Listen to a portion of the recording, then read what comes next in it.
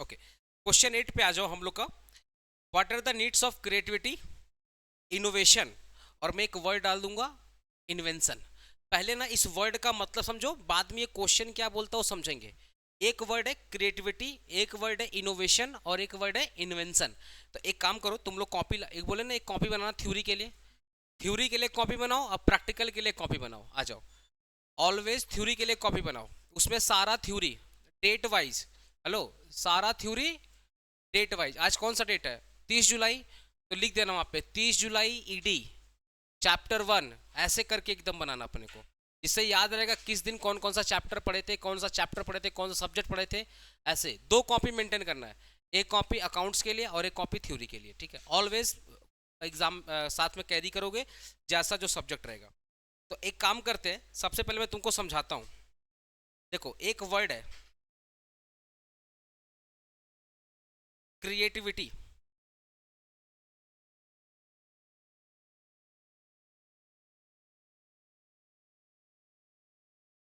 ठीक है। एक वर्ड क्या है, क्रिएटिविटी, और एक वर्ड है इनोवेशन, और एक वर्ड है इन्वेंशन।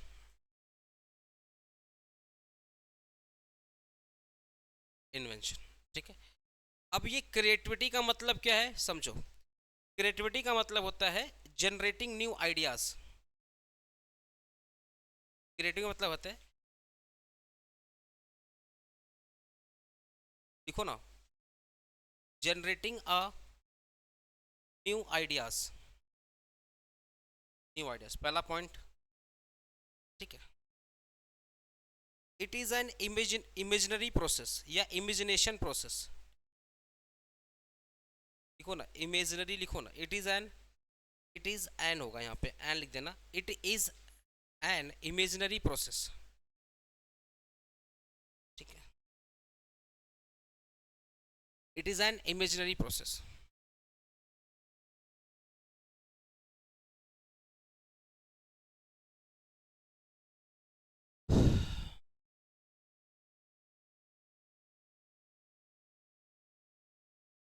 इसकी डेट वेडनेसडे है क्या,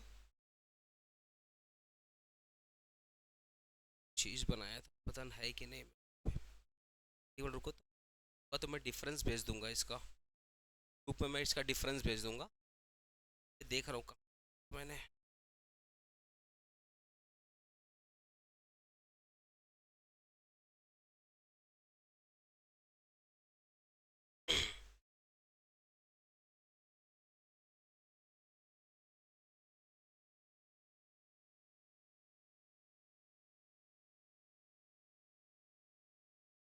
देखो, it is an imaginary process. देखो, इट इज एन थॉट, लिखो ना, थॉट ओरिएंटेड प्रोसेस।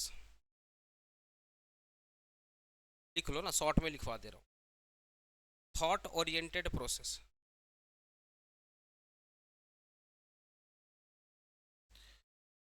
ठीक है ना। अब इनोवेशन पे आ जाओ,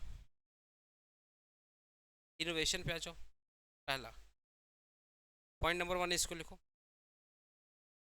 क्या, जनरेटिंग न्यू आइडिया। यहाँ आप लिखो new ideas, new ideas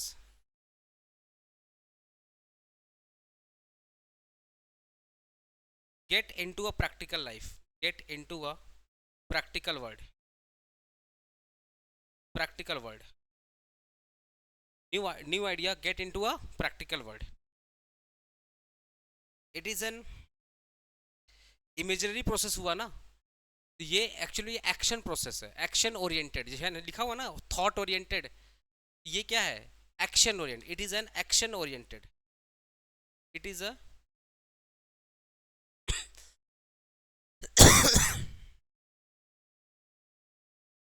action oriented process. Point number 3, it has physical value. Action oriented, action oriented, oriented, it has physical value, it has physical value।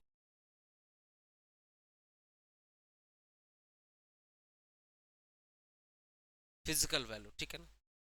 पहले दो वर्ड का मतलब समझो। इन्वेंशन क्या होता है बताता हूँ। क्रिएटिविटी का मतलब क्या है? जनरेटिंग अ न्यू आइडियाज, मतलब दिमाग में नया आइडिया आना, दैट इज कॉल्ड क्रिएटिविटी। ये मेंटल लेवल पे होता है, इसका कोई फिजिकल एग्जिस्टेंस नहीं होता। ये किस लेवल पर? माइंड के लेवल पे है। होता है ना ब्रेन स्टॉर्मिंग, कि दिमाग में नए नए आइडियाज आ रहे हैं, तो इट इज एन आइडियाज। जैसे एग्जांपल, आपका टेलीफोन था, याद है ना टेलीफोन? तो टेलीफोन क्या था? वायर बेस में था। तो किसी के दिमाग में फर्स्ट टाइम आइडिया होगा कि ऐसा फोन बनाते हैं जो वायरलेस हो। जैसे मोबाइल, मोबाइल क्या है? एक वायरलेस है। तो पहले का टेलीफोन में क्या होता था? वायर होते थे, देखे हो ना पुराने फोन। अब के मोबाइल में क्या वायर होता है? नहीं होता है। तो फोन को देख करके किसी को मन में आया होगा कि एक ऐसा फोन बनाते हैं जो कि वायरलेस हो और साथ ही साथ मूवेबल हो। पहले के टाइम पे क्या होते थे? बूथ होते हैं ना, टेलीफोन बूथ होते थे, जहां पर आप बैठ करके अपने फोन करके बात कर सकते थे और फिर वहां पर रखना पड़ता था। आज के टाइम में मोबाइल फोन क्या, घंटों बतियाओ, है ना, जहां जाना वहां लेके जाओ। तो किसी के दिमाग में तो आया होगा फर्स्ट टाइम कि भैया इसको वायरलेस बनाते हैं और मोबाइल बनाते हैं। तो ये जो दिमाग में आया कि यार कुछ ऐसा भी हो सकता है कि वायरलेस फोन हो, मूवेबल हो। तो जो आपके दिमाग में नए नए आइडियाज आते हैं, जो ब्रेन के लेवल पे होते हैं, जो ब्रेन के लेवल पे होते हैं, जो थॉट ओरिएंटेड होते हैं, कि कुछ नया लेकर आते हैं, उसको अपने क्या बोलते हैं? क्रिएटिविटी। जैसे एलॉन मस्क थे, उनके दिमाग में क्या आया कि क्यों ना ऐसा रॉकेट बनाया जाए जो रीयूजेबल हो। वो क्या उनके दिमाग में आया। तो जो चीज उनके दिमाग में था उसको अपने क्या बोलते हैं? क्रिएटिविटी। तो याद रखना, इनोवेशन और क्रिएटिविटी फर्क क्या है? इनोवेशन एक एक्शन ओरिएंटेड है, जिसका एक फिजिकल एग्जिस्टेंस है, जिसका एक फिजिकल वैल्यू है। बट जो क्रिएटिविटी होती है ना, वो माइंड के लेवल पे होती है, उसका फिजिकल एग्जिस्टेंस नहीं होता है। वो एक थॉट ओरिएंटेड होता है। आया समझे? जैसे किसी के दिमाग में आ गया, जैसे एलोन मस्क के दिमाग में क्या आ गया कि ऐसा इंटरनेट बनाते हैं कि जो सैटेलाइट के थ्रू आए। तो वो माइंड के लेवल पे आया। जो माइंड के लेवल पर उन्होंने सोचा, जो माइंड के लेवल पे सोचा, उसको अपने क्या बोलेंगे? क्रिएटिविटी। अच्छा, जैसा सोचा वैसा बना दिया, जैसा सोचा वैसा बना दिया, उसको अपने क्या बोलेंगे? इनोवेशन।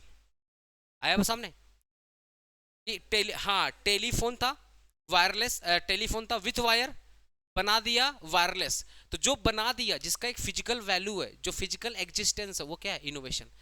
तो इनोवेशन में क्या है कि जो आपने सोचा था वैसा आपने बना दिया। तो इनोवेशन क्या है कि idea get into a practical word कि जो आपके दिमाग में आइडिया था, आपने उसको प्रैक्टिकल वर्ड में लाया। वो एक एक्शन ओरिएंटेड है। देखो, सोचते तो सब लोग हैं कि सुबह उठेंगे, तो सब नहीं उठता नहीं। सोचते तो सब लोग हैं कि सुबह सुबह उठ के पढ़ाई करेंगे या एक्सरसाइज करेंगे या कॉलेज जाएंगे, पर होता नहीं है। तो सोचना एक अलग बात है और करना एक अलग बात है। तो सोचने वाला पार्ट किसका है? क्रिएटिविटी। और करने वाला पार्ट क्या है? इनोवेशन। जैसा आपने सोचा था वैसा कर दिया, इनोवेशन। जो आपने सोचा था वो आपका क्रिएटिविटी है। क्लियर हुआ आशीष? दो वर्ड का मतलब क्लियर हुआ? तो अगर आपसे कोई बोले क्रिएटिविटी क्या है, बोलना it is an thought oriented process, जहां पे नए नए आइडियाज आते हैं। और innovation is a action oriented process, जहां पे हम लोग अपने आइडिया को प्रैक्टिकल लाइफ में कन्वर्ट करते हैं और उसका एक फिजिकल वैल्यू बनाते हैं। इन्वेंशन क्या है? क्रिएटिंग, इन्वेंशन लिखो ना। Creating something entirely new, creating something entirely new, creating something entirely new। जैसे एग्जांपल लिख लो इसका, discover of telephone, steam engine, etcetera. That is called creative invention. Invention का मतलब क्या है? आपने कुछ नया किया, ऐसा किया कि जो आज तक किसी ने नहीं किया। That is called invention. जैसे फर्स्ट टाइम किसी ने टेलीफोन बनाया होगा, फर्स्ट टाइम किसी ने स्टीम इंजन बनाया होगा। आपने पढ़ा होगा ना थॉमस एडिसन, जो बल्ब का आविष्कार किए थे, इंट्रोडक्शन किए थे। फर्स्ट टाइम पूरे वर्ल्ड में पहला बल्ब किसने बनाया था? Thomas Edison. तो जो थॉमस एडिसन, वो क्या है? इन्वेंशन किया। इन्वेंशन का मतलब ऐसा चीज आपने बनाया जो आज तक किसी ने नहीं बनाया था, दैट इज कॉल्ड इन्वेंशन। अरे भाई एक बॉटल है, उस बॉटल को मैंने कुछ नया कर दिया, है तो बॉटल ही। अरे मोबाइल फोन है, उसको मैंने कुछ नया बना दिया, कुछ नए सॉफ्टवेयर डाल दिया, है तो मोबाइल फोन। ये इन्वेंशन नहीं है, ये इनोवेशन है। ये क्या है अरे आपने कीपैड फोन से आपने स्क्रीन टच बना दिया, वो इनोवेशन है। वायर वाले फोन को आपने वायरलेस बना दिया, ये क्या है, इनोवेशन है। पहले के टाइम देखना, हेडफोन लोग जो लगाते थे, वायर वाले हेडफोन आते थे। अभी क्या आ रहे हैं, आईपॉड्स आ रहे हैं ना, आईपॉड्स आ रहे हैं जो विदाउट वायर जस्ट ब्लूटूथ से कनेक्टेड है। तो आपने वायर को वायरलेस कर दिया, वायर को वायरलेस कर दिया, वो क्या है, इनोवेशन है। बट आपने ऐसा कुछ किया जो आज तक किसी ने कुछ नहीं किया था, आज तक नहीं किया था। जैसे बल्ब का आविष्कार हो गया, स्टीम इंजन का आविष्कार हो गया, टेलीफोन का आविष्कार हो गया। तो इंटायरली न्यू, जहां पे आज तक किसी ने कुछ नहीं किया था, उसको बोलते हैं इन्वेंशन। क्लियर हो रहा है एक चीज? ठीक है, तो इन्वेंशन का और एग्जांपल दो आप। अरे कोई तो होगा जो फर्स्ट टाइम रॉकेट बनाया होगा। फर्स्ट आपने पढ़ा ना, आपने सुना होगा ना, राइटर्स ब्रदर का नाम सुना है? राइट ब्रदर नाम सुना? राइट ब्रदर्स क्या बनाया था उन्होंने? प्लेन बनाया था। तो इनोवेंशन। अब तो प्लेन बहुत बहुत टाइप का बन चुका है, बट उन्होंने फर्स्ट टाइम बनाया। तो जो फर्स्ट टाइम बनाता है ना, उसको क्या बोलते हैं, इनोवेशन। लेकिन जो टाइम टू टाइम अपडेट कर रहा है, उसको अपने क्या बोलते हैं, इनोवेशन। और जो जहां पे डिफरेंट डिफरेंट आइडियाज आ रहे हैं, वो क्या है, क्रिएटिविटी। क्लियर है चीज? ओके। ये तीन वर्ड का मतलब आपके दिमाग में होना चाहिए। क्रिएटिविटी माइंड के लेवल पे होता है, इनोवेशन फिजिकल लेवल पे होता है जो दिखता है, और इन्वेंशन मतलब कुछ आपने ऐसा बनाया जो आज तक किसी ने नहीं बनाया था। क्लियर है वो चीज? ओके। अब क्वेश्चन है, what are the needs of creativity और इनोवेशन इन एंटरप्रेन्योरशिप? बोल रहा है एक एंटरप्रेन्योरशिप में क्रिएटिविटी और इनोवेशन का नीड क्या है? बहुत नीड है। अगर आप क्रिएटिविटी और इनोवेशन नहीं लाओगे तो आप एक एंटरप्रेन्योर भी नहीं कहलाओगे। क्योंकि एंटरप्रेन्योर का सबसे बड़ा खासियत क्या होता है कि उसके दिमाग में नए नए आइडियाज आते रहते हैं, और जैसा जैसा आइडियाज आता है उसके हिसाब से वो अपने बिजनेस में चेंज लाते रहता है। याद है ना? तो बहुत इंपॉर्टेंट नीड है एक एंटरप्रेन्योर के लिए क्रिएटिविटी और इनोवेशन का। पहला नीड क्या है? Standing out. स्टैंडिंग आउट का मतलब क्या है कि एक एंटरप्रेन्योर जब नया नया आइडियाज लेकर आता है ना, तो भीड़ से अलग हो जाता है। भीड़ मतलब मार्केट में उसका जो प्रोडक्ट है वो दूसरों से क्या है, अलग है। आया समझ ना? वो लोगों में होता ना, जो भीड़ का हिस्सा है उसको लोग नहीं पहचानते, और जो अलग चलता है उसको लोग पहचानते हैं। तो जब आप एक नए अपने प्रोडक्ट में अगर आप नए नए आइडियाज लेकर आओगे, नए नए टेक्नोलॉजी लेकर आओगे, इनोवेशन लेकर आओगे, तो आप भीड़ से क्या हो जाएंगे, अलग हो जाएंगे। तो जैसे ही आप भीड़ से अलग होंगे, आप अपने कंपटीटर से अलग हो गए, तो जो भीड़ से अलग है लोग उसको ही पहचानेंगे। तो कस्टमर क्या होंगे, अट्रैक्ट होंगे। यही चीज लिखा हुआ, creativity and innovation help business stand out from the other. Creativity और इनोवेशन मदद करता है कि आपका बिजनेस लोगों से क्या हो जाएगा, अलग हो जाएगा। आप कुछ नया दिखोगे। जब आपका प्रोडक्ट कुछ नया होगा तभी तो लोग अट्रैक्ट होंगे। अरे भाई सब अगर साबुन बेच रहा है, हम भी साबुन बेच रहे हैं, हमको उतना इज्जत नहीं मिलेगा। लेकिन हम क्या बोल रहे हैं, साबुन के साथ साथ ये क्रीम का भी काम करेगा, और आपको परफ्यूम लगाने का जरूरत नहीं है, मेरा साबुन लगा दो दिन भर खुशबू आती रहेगी। सब बोलेगा ये तो सिर्फ साबुन बेच रहा है। मेरा बात समझ रहा है, ये तो सिर्फ सोप बेच रहा है। लेकिन ये आदमी सोप के साथ साथ डिओड्रेंट बेच रहा है, with the help of soap, और साथ ही साथ ये क्रीम भी बेच रहा है। तो अगर मैं इसका सोप परचेज करता हूं और नहाते वक्त यूज करूंगा, तो मुझे मॉइस्चराइजर का जरूरत नहीं है, मुझे डिओड्रेंट का जरूरत नहीं है। तो सब लोग सोचो ना, आप सब साबुन बेच रहे हो और मैं आके क्या बोल रहा हूँ, ये साबुन नहीं है, soap with moisturiser with deodorant. मैं लोगों से अलग हो गया, नहीं अलग हो गया? जैसे ही मैं भीड़ से अलग हो गया, कस्टमर किसके तरफ अट्रैक्ट होगा, मेरे तरफ अट्रैक्ट होगा। तो क्रिएटिविटी ऑलवेज हेल्प करता है कि आपका जो प्रोडक्ट है वो मार्केट में डिफरेंट हो, और जैसे ही डिफरेंट होगा तभी लोग क्या करेंगे, अट्रैक्ट होंगे, और अट्रैक्ट होंगे तो आपका बिजनेस क्या होगा, बिल्ड होगा। समझ पा रहे हो मेरी बात? सच बोलना, क्लियर है ना? ओके। लाइव स्टूडेंट आप लोग भी इसी क्लास के पार्ट हैं, आप भी बोलते रहिए, समझ में आ रहा है ना? ओके। Solving the problem. देख भैया, किसके जीवन में प्रॉब्लम नहीं आया, सबके जीवन में आया है। चाहे वो राजा हो, चाहे महाराजा हो, चाहे फकीर हो। ऐसे ही कोई ऐसा बिजनेस तो है नहीं। पंखा बंद कर दे, एसी बंद कर दे, एसी बंद कर दे। ठीक है, कोई एक चीज़ बंद करा, ठीक है। तो सॉल्विंग प्रॉब्लम का मतलब क्या हो गया कि भैया बिजनेस हो या जीवन हो, प्रॉब्लम तो आएगा ही आएगा, चाहे कुछ भी करो, कुछ भी कर लो, छोटा बिजनेस हो या बड़ा प्रॉब्लम, बड़ा बिजनेस हो, प्रॉब्लम आएगा आएगा। लेकिन प्रॉब्लम से निकलने का भी एक तरीका होता है। तो जो एंटरप्रेन्योर होता है ना, वो with the help of creativity and innovation ये लोग क्या करते हैं, प्रॉब्लम का क्या निकालते हैं, सॉल्यूशन। प्रॉब्लम तो आएगा, बट अगर उनका एक क्रिएटिव माइंड है, उनका एक इनोवेटिव माइंड है, तो वो प्रॉब्लम से घबराएंगे नहीं। वो क्या करेंगे, जैसी प्रॉब्लम होगा उसके अकॉर्डिंग खुद को अडेप्ट करेंगे और उस प्रॉब्लम से निकलने की क्या करेंगे, कोशिश करेंगे। समझ पा रहे हो मेरी बात? यही बात बोल रहा है, being creative let your find new and better ways to solve the problem. अगर आप एक क्रिएटिव माइंड है, मतलब आप ना भोंदू टाइप के बच्चे नहीं है। भोंदू समझ रहा है आप, मतलब आपका दिमाग अच्छा है, आपका दिमाग चलता है, आपका दिमाग थोड़ा स्मार्ट टाइप का। तो जो स्मार्ट पीपल होते हैं ना, वो प्रॉब्लम से कहीं ना कहीं निकल ही जाते हैं। वो प्रॉब्लम में उलझते नहीं है, वो प्रॉब्लम में फंसते नहीं, वो प्रॉब्लम को देखते हैं, फील करते हैं हाँ भाई प्रॉब्लम है, और प्लस वो प्रॉब्लम को देख करके उनके दिमाग में नए नए आइडियाज आना स्टार्ट हो जाता है और वो निकल जाते हैं उससे। तो क्रिएटिविटी और इनोवेशन मदद करता है कि जो भी बिजनेस में प्रॉब्लम आएगा, हिंड्रेसेंस आएंगे, उन सब से निकलने में मदद करेगा। क्लियर हुआ चीज? नेक्स्ट क्या हो गया, अट्रैक्टिंग अ न्यू कस्टमर। या तो सोप वाला एग्जांपल, सब साबुन बेच रहा है, हम बोल रहे हैं साबुन नहीं है, ये खुशबूदार साबुन है आया हुआ सबने। तो attracting a new customer, adapting to change.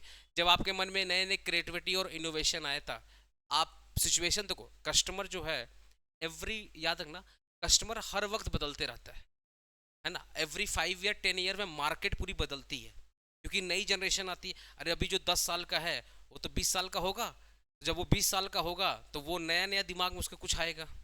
अरे 10 ईयर पहले, सुनो ना, 10th ईयर पहले जो तुम्हारा डिमांड था और आज के टाइम पे जो तुम्हारा डिमांड है, क्या सेम है क्या? तो जब भी नई जनरेशन आती है, जब भी नई जनरेशन आती है, कुछ ना कुछ नया डिमांड करती है। हमेशा एक चीज याद रखना। तो एवरी 5 ईयर 10 ईयर मार्केट क्या होता है, चेंज होता है।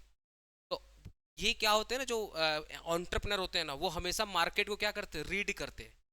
और जैसा डिमांड होता है मार्केट में, वो जैसा सिचुएशन होता है, उसके हिसाब से खुद को क्या करते हैं, ढाल लेते हैं, अडेप्ट कर लेते हैं।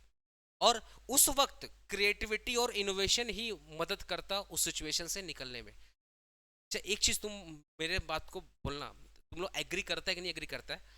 एक स्मार्ट पीपल और एक भोंदू टाइप का पीपल, इसका दिमाग उतना नहीं चलता।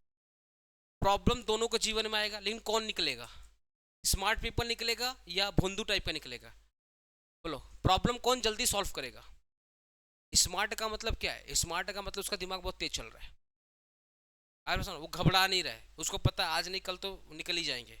और भोंदू क्या करेगा, पहले घबरा जाएगा, और दिमाग उसको, उसके लाइफ में प्रॉब्लम आया ना, वो इतना टेंशन ले लिया कि उसका दिमाग वहीं पे ब्लॉक हो गया। अपने पापा लोग देखे ना कितने स्मार्ट हो गए, रीजन क्या है ना, उनके जीवन में इतनी प्रॉब्लम आई, इतनी प्रॉब्लम आई, इतनी प्रॉब्लम आई कि उनका ब्रेन अब डेवलप हो चुका है। तो उनके जीवन में कुछ भी आएगा ना, वो बोलेंगे कोई ना बेटा हम है, ठीक सॉल्व कर लेंगे। हमारे जीवन में आ जाएगा, हमारे जीवन में हम तो डर के मारे हालत खराब हो जाएगी, पसीना पसीना होना स्टार्ट हो जाएगा, लगेगा पूरा जीवन का पहाड़ हमारे ऊपर ही टूट पड़ा है। ऐसा कुछ आएगा, आएगा कि नहीं आएगा? लेकिन पापा के जीवन में आ जाए तो रीजन क्या है, पापा अपने जीवन में इतना झेल चुके हैं, उनका दिमाग अब क्या है, स्मार्ट हो चुका है। इतना तो मानते हो ना कि जो ज़्यादा एक्सपीरियंस पीपल होता है उसका दिमाग ज़्यादा काम करता है, और जो लेस एक्सपीरियंस पीपल उसका दिमाग कम होता है। अब मैं इसका एक प्रैक्टिकल एग्जांपल दे रहा हूँ, डोंट टेक अदरवाइज। जिसका फर्स्ट टाइम ब्रेकअप होता है ना, वो ज़्यादा रोता है, और जिसका बार बार ब्रेकअप होता है क्या बोलते हैं, तो मेरा रोज का कहानी है, उसको अच्छे से पता है इस सिचुएशन से कैसे निकलना है। अरे गलत बोल रहा हो, बोलो। जिसका रोज का धंधा बन गया है कि हर महीने वो ब्रेकअप करेगा, उसको तो प्रॉब्लम, उसको तो आइडिया ही नहीं, उसको पता है इस सिचुएशन से कैसे निकलेगा। और जिसका फर्स्ट टाइम ब्रेकअप होगा, बाप रे, लगेगा पूरा जीवन का कहानी खत्म, सुख खत्म, जो सुख था चला गया। तो वही चीज यहाँ पे भी अडेप्टिंग टू चेंज, कि जब आपके मन में ना, जब एंटरप्रेन्योर क्या है, उसका दिमाग हमेशा क्रिएशन और इनोवेशन में लगा रहता है। तो जैसी सिचुएशंस होगी वो खुद को उसके हिसाब से क्या करेगा, ढाल लेगा और मदद करेगा। क्यों आप बोलोगे सर ऐसा क्यों होता, क्या वो महान आदमी होता? नहीं, महान आदमी नहीं होता। ये ना मैं क्या बोल रहा हूँ, या था पर्सनल करेक्टरिस्टिक्स बोल के एक चीज आती थी, पर्सनल ट्रेट्स, कि अगर सब बिजनेसमैन नहीं होता, हमेशा याद रखना मैं सबको पढ़ा रहा हूँ, क्या सब पास हो जाएंगे? नहीं होंगे भाई। क्या सब टीचर बन जाएंगे? नहीं बनेंगे। क्या सब अपने लाइफ में अच्छा उखाड़ेंगे? नहीं उखाड़ पाएंगे। क्या अपने जीवन में सब सक्सेसफुल नहीं हो पाएगा? रीजन क्या? अपना खुद का मेहनत और सेल्फ बिलीफ, और प्लस कुछ हर एक इंसान का अपना एक यूनिक क्वालिटीज होती है। मैं जिस टीचर से पढ़ा था वो टीचर सबको पढ़ाया? क्या सब टीचर बन गया? क्या सब टीचर बन गया? नहीं बन गया, नहीं बन पाया। क्या सारे लोग सीए बन गए? नहीं बन पाए। आज बड़े बड़े टीचर जब क्लासेस, आप बड़े बड़े टीचर का नाम बता रहा हूँ, उनके पास सब पढ़ता है? क्या सब पास हो जाता सीए? बोलो ना, क्या सब सीए पास होता? नहीं। इसका मतलब टीचर खराब पढ़ा रहा है? नहीं। आज मैं पूरे क्लास को पढ़ा रहा हूँ, कुछ ना कोई फेल होगा, और इसी क्लास में से कोई ना कोई टॉप भी करेगा। तुम लोग अभी देखा, मैं रिसेंट का जब मेरा वीडियो चलता है तो रिसेंट का मैं टॉपर का लिस्ट निकालता हूँ, पढ़ाता हूँ ना। बिलीव करो वो टॉपर रिकॉर्डिंग क्लास लेते हैं, रिकॉर्डिंग क्लास लेते हैं, या ऑफलाइन भी आते हैं तो कभी कभी आते हैं, लेकिन जब रिजल्ट आता मार्केट में सबसे नंबर 1 आते हैं। अब मेरे जो ऑफलाइन वाले स्टूडेंट हैं जिनको मैं रेगुलर देखता हूँ, वो सेकंड, थर्ड या फोर्थ में आते हैं। मतलब हमेशा मैं चीज नोटिस किया हूँ, जो टॉपर आता है ना, वो हमेशा रिकॉर्डिंग वाला ही निकलता है। क्योंकि ना वो घर में पढ़ता है, रेगुलर पढ़ता है, और मैं पूछता हूँ कब पढ़ता है, बोलता सर आप क्लास रिकॉर्ड कर लेते हैं ना आराम से, लास्ट में 1 घंटा 2 घंटा आपका क्लास कर लेते हैं और सुबह उठ के रिवाइज कर लेते हैं। बोला मेरा यही प्रोसेस है, 1 घंटा रात में, 1 घंटा सुबह। हमेशा मैं 2-4 मैंने लिया था, पूछा था कैसे करता। तो कहने का मतलब क्या है, जो क्रिएटिव माइंड है ना, क्रिएटिव माइंड बहुत हेल्प करता है किसी भी सिचुएशन से निकलने में। क्लियर हुआ? अच्छा, कंपटेटिव बेटर, अगर आपका आपका दिमाग एक एंटरप्रेन्योर के बिजनेस में अगर क्रिएशन है और इनोवेशन है, तो जो उसके एंटरप्रेन्योर है, सॉरी, जो उसके कंपटीटर है, उनसे बेटर काम करेगा नहीं करेगा? अरे बोलो ना। आपका बिजनेस में अगर टाइम टू टाइम इनोवेशन हुआ, टाइम टू टाइम चलो तुमको एक एग्जांपल दे रहा हूँ, माइक्रोमैक्स डूब गया, क्यों डूबा? माइक्रोमैक्स क्यों डूबा? चेंज नहीं हो पाया, नहीं हो पाया। लेकिन एक टाइम पे माइक्रोमैक्स नंबर 1 चल रहा था लो बजट फोन में। अगर किसी को 20,000 तक का फोन चाहिए या 30,000 तक का फोन चाहिए, तो माइक्रोमैक्स उसकी फर्स्ट प्रायोरिटी होती थी। रीजन क्या है? वो टेक्नोलॉजी को अडॉप्ट नहीं कर पाया, वो इनोवेशन नहीं कर पाया। वही जो चाइनीज फोन थी शॉमी, जिसको अपने एमआई का फोन बोलते थे, शॉमी का फोन बोलते थे, वो आए हर वक्त, एवरी मंथ वो नया नया फोन लॉन्च करते थे, नए नए टेक्नोलॉजी के साथ, नए नए इनोवेशन के साथ। मार्केट में कौन जीता? मार्केट में कौन जीता? जिसने इनोवेशन और क्रिएशन पे ध्यान दिया। आज देखो, आज भी शॉमी मार्केट में टिका हुआ है, और माइक्रोमैक्स, लावा, इंटेक्स का कोई नाम नहीं जानता है। रीजन क्या है? ये जो जितने भी फोन थे ना, उनके अंदर इनोवेशन और क्रिएशन का प्रॉब्लम था। अगर वो क्रिएटिव होते, इनोवेटिव होते, तो मार्केट में वो भी टिकते, पर वो टिके ही नहीं। तो उनके जो कंपटीटर है वो आगे निकल गए। तो हमेशा याद रखना, क्रिएशन और इनोवेशन किसी भी बिजनेस में बहुत इंपॉर्टेंट है। अगर आप टाइम टू टाइम खुद को चेंज नहीं करोगे, तो आपके कंपटीटर आपको बीट करके आगे निकल जाएंगे, और आपका मार्केट से एग्जिस्टेंस खत्म। क्लियर हुआ चीज?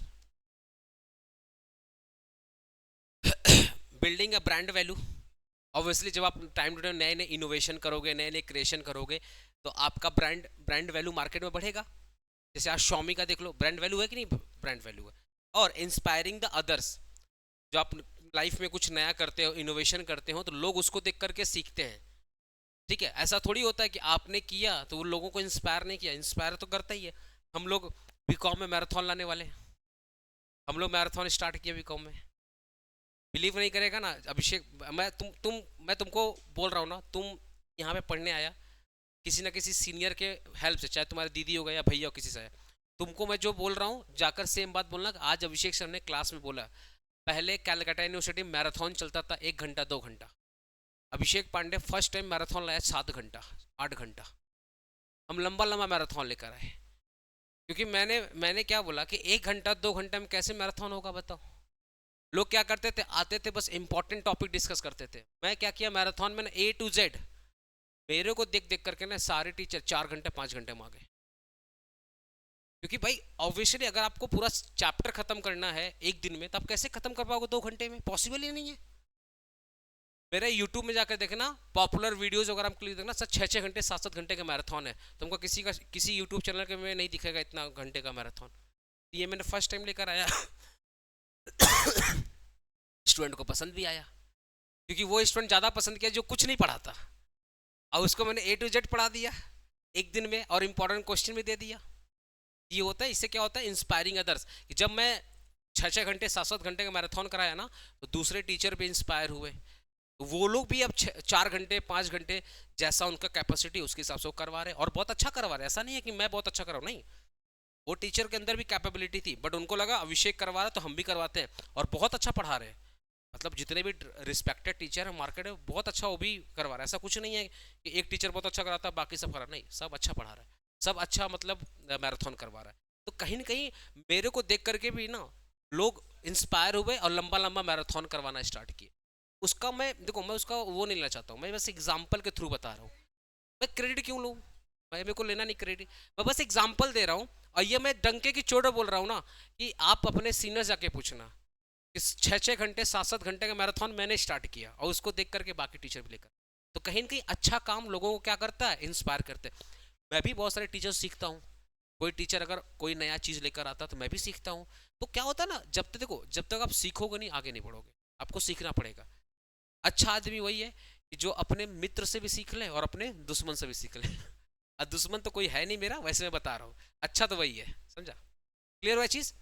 और जब आपके बिजनेस में ग्रोइंग, जब आपके बिजनेस में इनोवेशन और क्रिएशन होगा, तो आपका बिजनेस नीचे आएगा या ऊपर जाएगा, फास्ट ग्रो करेगा। That is the importance of need. Question क्या था कि जरूरत क्यों है, जरूरत क्यों है, क्रिएटिविटी का जरूरत क्या है, इनोवेशन का जरूरत क्या है, फटाफट बोलो ना, पॉइंट से बोलो, पॉइंट बोलो। पहला, पहला स्टैंडिंग आउट फ्रॉम अदर्स, पूरा बोलो ना, स्टैंडिंग आउट फ्रॉम अदर्स, कि भैया मेरे बिजनेस में अगर क्रिएटिविटी होगा, इनोवेशन होगा, तो हम दूसरों से क्या होंगे, अलग होंगे। दूसरा बताओ ना, solving the problem.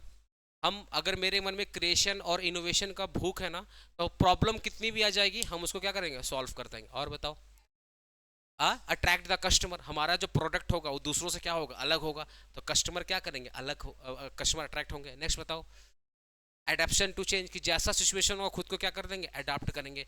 Build your Yeon brand, हम अपना नया ब्रांड को बढ़ाएंगे, और अपना जो बिजनेस है उसको क्या करेंगे, ग्रो करेंगे, और लोगों को क्या करेंगे, इंस्पायर करेंगे। हो जाएगा ना। देखो यही होता है कॉन्सेप्ट, अगर कॉन्सेप्ट तुम्हारा सॉल्व है, अच्छे से क्लियर है, अपने लैंग्वेज बना करके लिख पाओगे। लोग बोलते हैं ना थ्योरी कैसे याद होगा, थ्योरी याद ही नहीं करना है। थ्योरी को याद करने बैठ गए बाबू ना, तो किताब कम पड़ जाएगा, पेज कम पड़ जाएंगे, लेकिन थ्योरी याद नहीं होगा। थ्योरी याद ही नहीं होता, थ्योरी समझने वाली चीज़ होती है। समझ करके कोशिश करो अपना लैंग्वेज में लिखने का। मैं जब लॉ पढ़ाता हूँ ना सेमेस्टर 4 में, बहुत सारे टीचर्स बोलते हैं कि लॉ को ना एज इट इज़ लिखो। मैं कभी नहीं बोलता बच्चा को लॉ एज इट इज़ लिखो। क्यों बता रहा हूँ, क्योंकि मैंने भी लॉ का एग्जाम दिया था ना, मैंने कभी एज इट इज़ नहीं लिखा, पास हो गया। हाँ, लकी नहीं थे, मैं फैक्ट बता रहा हूँ। Law, law as it is कोई लिख ही नहीं पाएगा। जो टीचर बोलते, सुन ना बाबू, जो टीचर बोलता है ना लॉ एज इट इज़ लिखने के लिए ना, वो खुद नहीं लिखा है।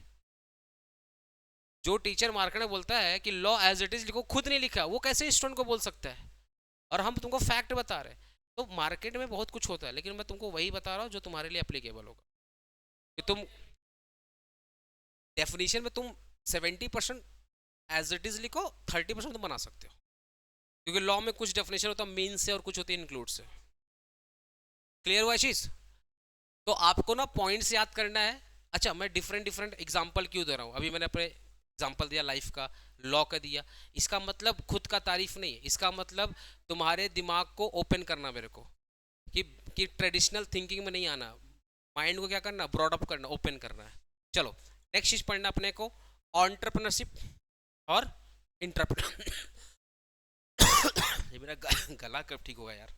चलो, ऑन्टरप्रनरशिप और इंटरप्रेन्योरशिप में डिफरेंस क्या, याद है, ये बंदा ओनर होता है, पढ़ाए थे ना, ये बंदा क्या होता है, ओनर होता है, और ये बंदा क्या होता है, एम्प्लॉय होता है। क्या होता है, एम्प्लॉय होता है। ठीक है, चलो, ये क्या करता है, अपना अपना बिजनेस स्टार्ट करता है, एंटरप्रेन्योरशिप। ये क्या करता है, कंपनी के अंदर काम करता है। तो ये एम्प्लॉय होता है, ये ओनर होता है। मैं लिख दे रहा हूँ, ये ओनर होता है, ये क्या होता है, ओनर होता है, और ये क्या होता है।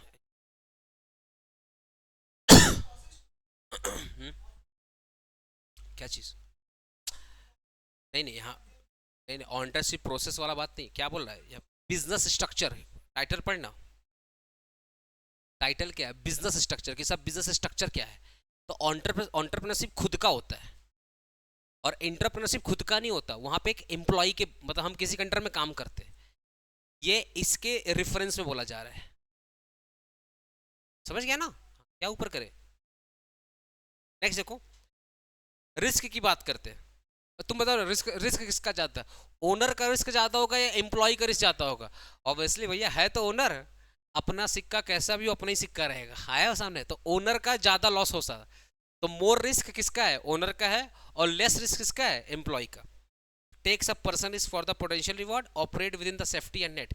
यहाँ पे लिख सकते हो सिंपली मोर रिस्क, यहाँ क्या लिख सकते हो, लेस रिस्क। समझ गए ना, more risk involve in the business, less risk involve in the, या in entrepreneurship the risk belong to the entrepreneur, है ना, या the more risk belong to the entrepreneur. और यहाँ पे in entrepreneurship risk doesn't belong to the employ या doesn't belong to the entrepreneur, क्योंकि risk तो एम्प्लॉय का होता ही नहीं है, रिस्क किसका होता है, ओनर का होता है।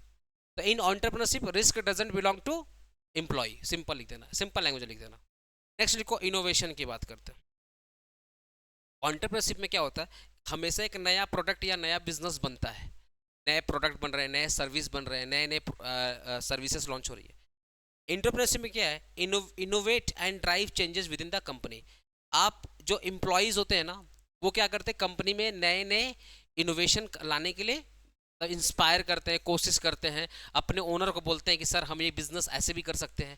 तो क्या बोल रहा है, इनोवेट एंड ड्राइव, ड्राइव्स का मतलब ये कोशिश करते हैं कि बिजनेस में नए नए चेंजेस आए। ठीक है, तो ये पॉइंट अगर तुम लिख सकते हो तो अच्छी बात है, वरना इग्नोर कर सकते हो, उतना दमदार पॉइंट नहीं है। नेक्स्ट क्या है, ये इंडिपेंडेंट डिसीजन होता है। ओनर क्या होता है, इंडिपेंडेंट डिसीजन लेता है, और इंटरप्रेनर है तो एम्प्लॉय, तो वो तो ओनर से पूछ के लेगा, तो ये डिपेंडेंट डिसीजन होता है। ये कैसा डिसीजन होता है, dependent. Operate within the structure and guideline of the company. तो सिंपल क्या लिखोगे तुम लोग, मेक्स इंडिपेंडेंट डिसीजन, यहाँ पे क्या लिखोगे, मेक डिपेंडेंट डिसीजन। इसी का उल्टा कर देना, अरे इसी का उल्टा कर देना ना, जरूरी थोड़ी है कि तुमको ये वाला पॉइंट याद करना है। यहाँ पे क्या लिखा, मेक्स इंडिपेंडेंट डिसीजन, यहाँ पे क्या लिख देना, मेक्स डिपेंडेंट डिसीजन। समझ गया ना, थोड़ा सा दिमाग लगा के लिखना है, ऐसा नहीं है। मेरा नोट्स कभी तुमको ये नहीं बोलेगा कि एज इट इज लिखना है, मेरा नोट्स तुमको हेल्प कर रहा है, सिलेबस पूरा करने में हेल्प कर रहा है, टॉपिक को समझाने में, बट तुम्हारा खुद का रेसिपी हो सकता है, तुम्हारा खुद का लैंग्वेज हो सकता है। ठीक है, अगर मैं कंट्रोल की बात करूं, has full control over the direction of the venture. Owner का तो क्या होता है, कंपनी के ऊपर, बिजनेस के ऊपर फुल कंट्रोल होता है। इसका क्या होता है, यहाँ लेस कंट्रोल हो सकते हो।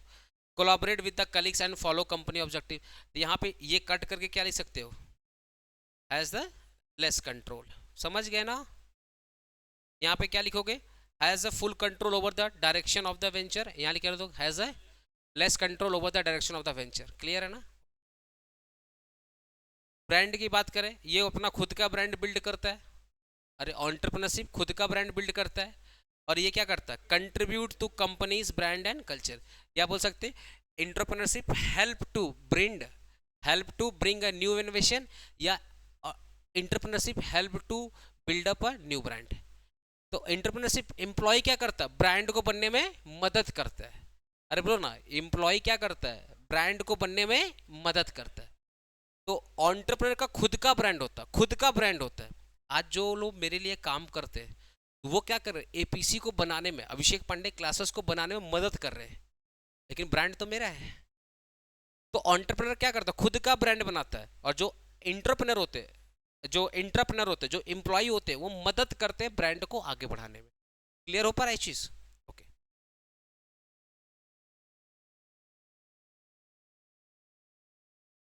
पॉइंट छोड़ दे, कितना पॉइंट हो गया, 1 2 3 4 5, 5 हो गया ना, 5 पॉइंट काफी है।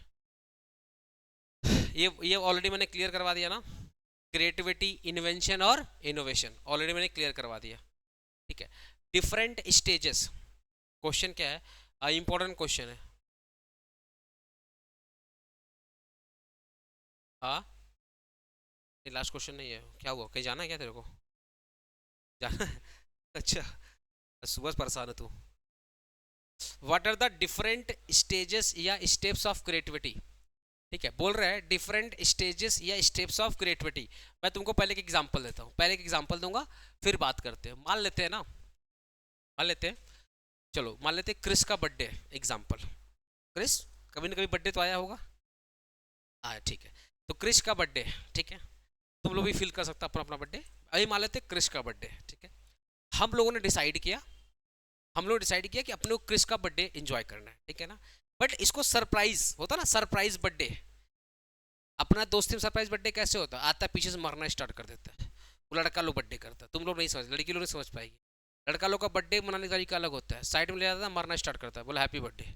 ऐसा लड़की लोग करती है क्या? और लड़का लोग तो करता है, कभी किया दोस्त लोग तुम्हारा पीछे मारना स्टार्ट करता है, मेरा दोस्त लोग पीछे मारना स्टार्ट, हैप्पी बर्थडे।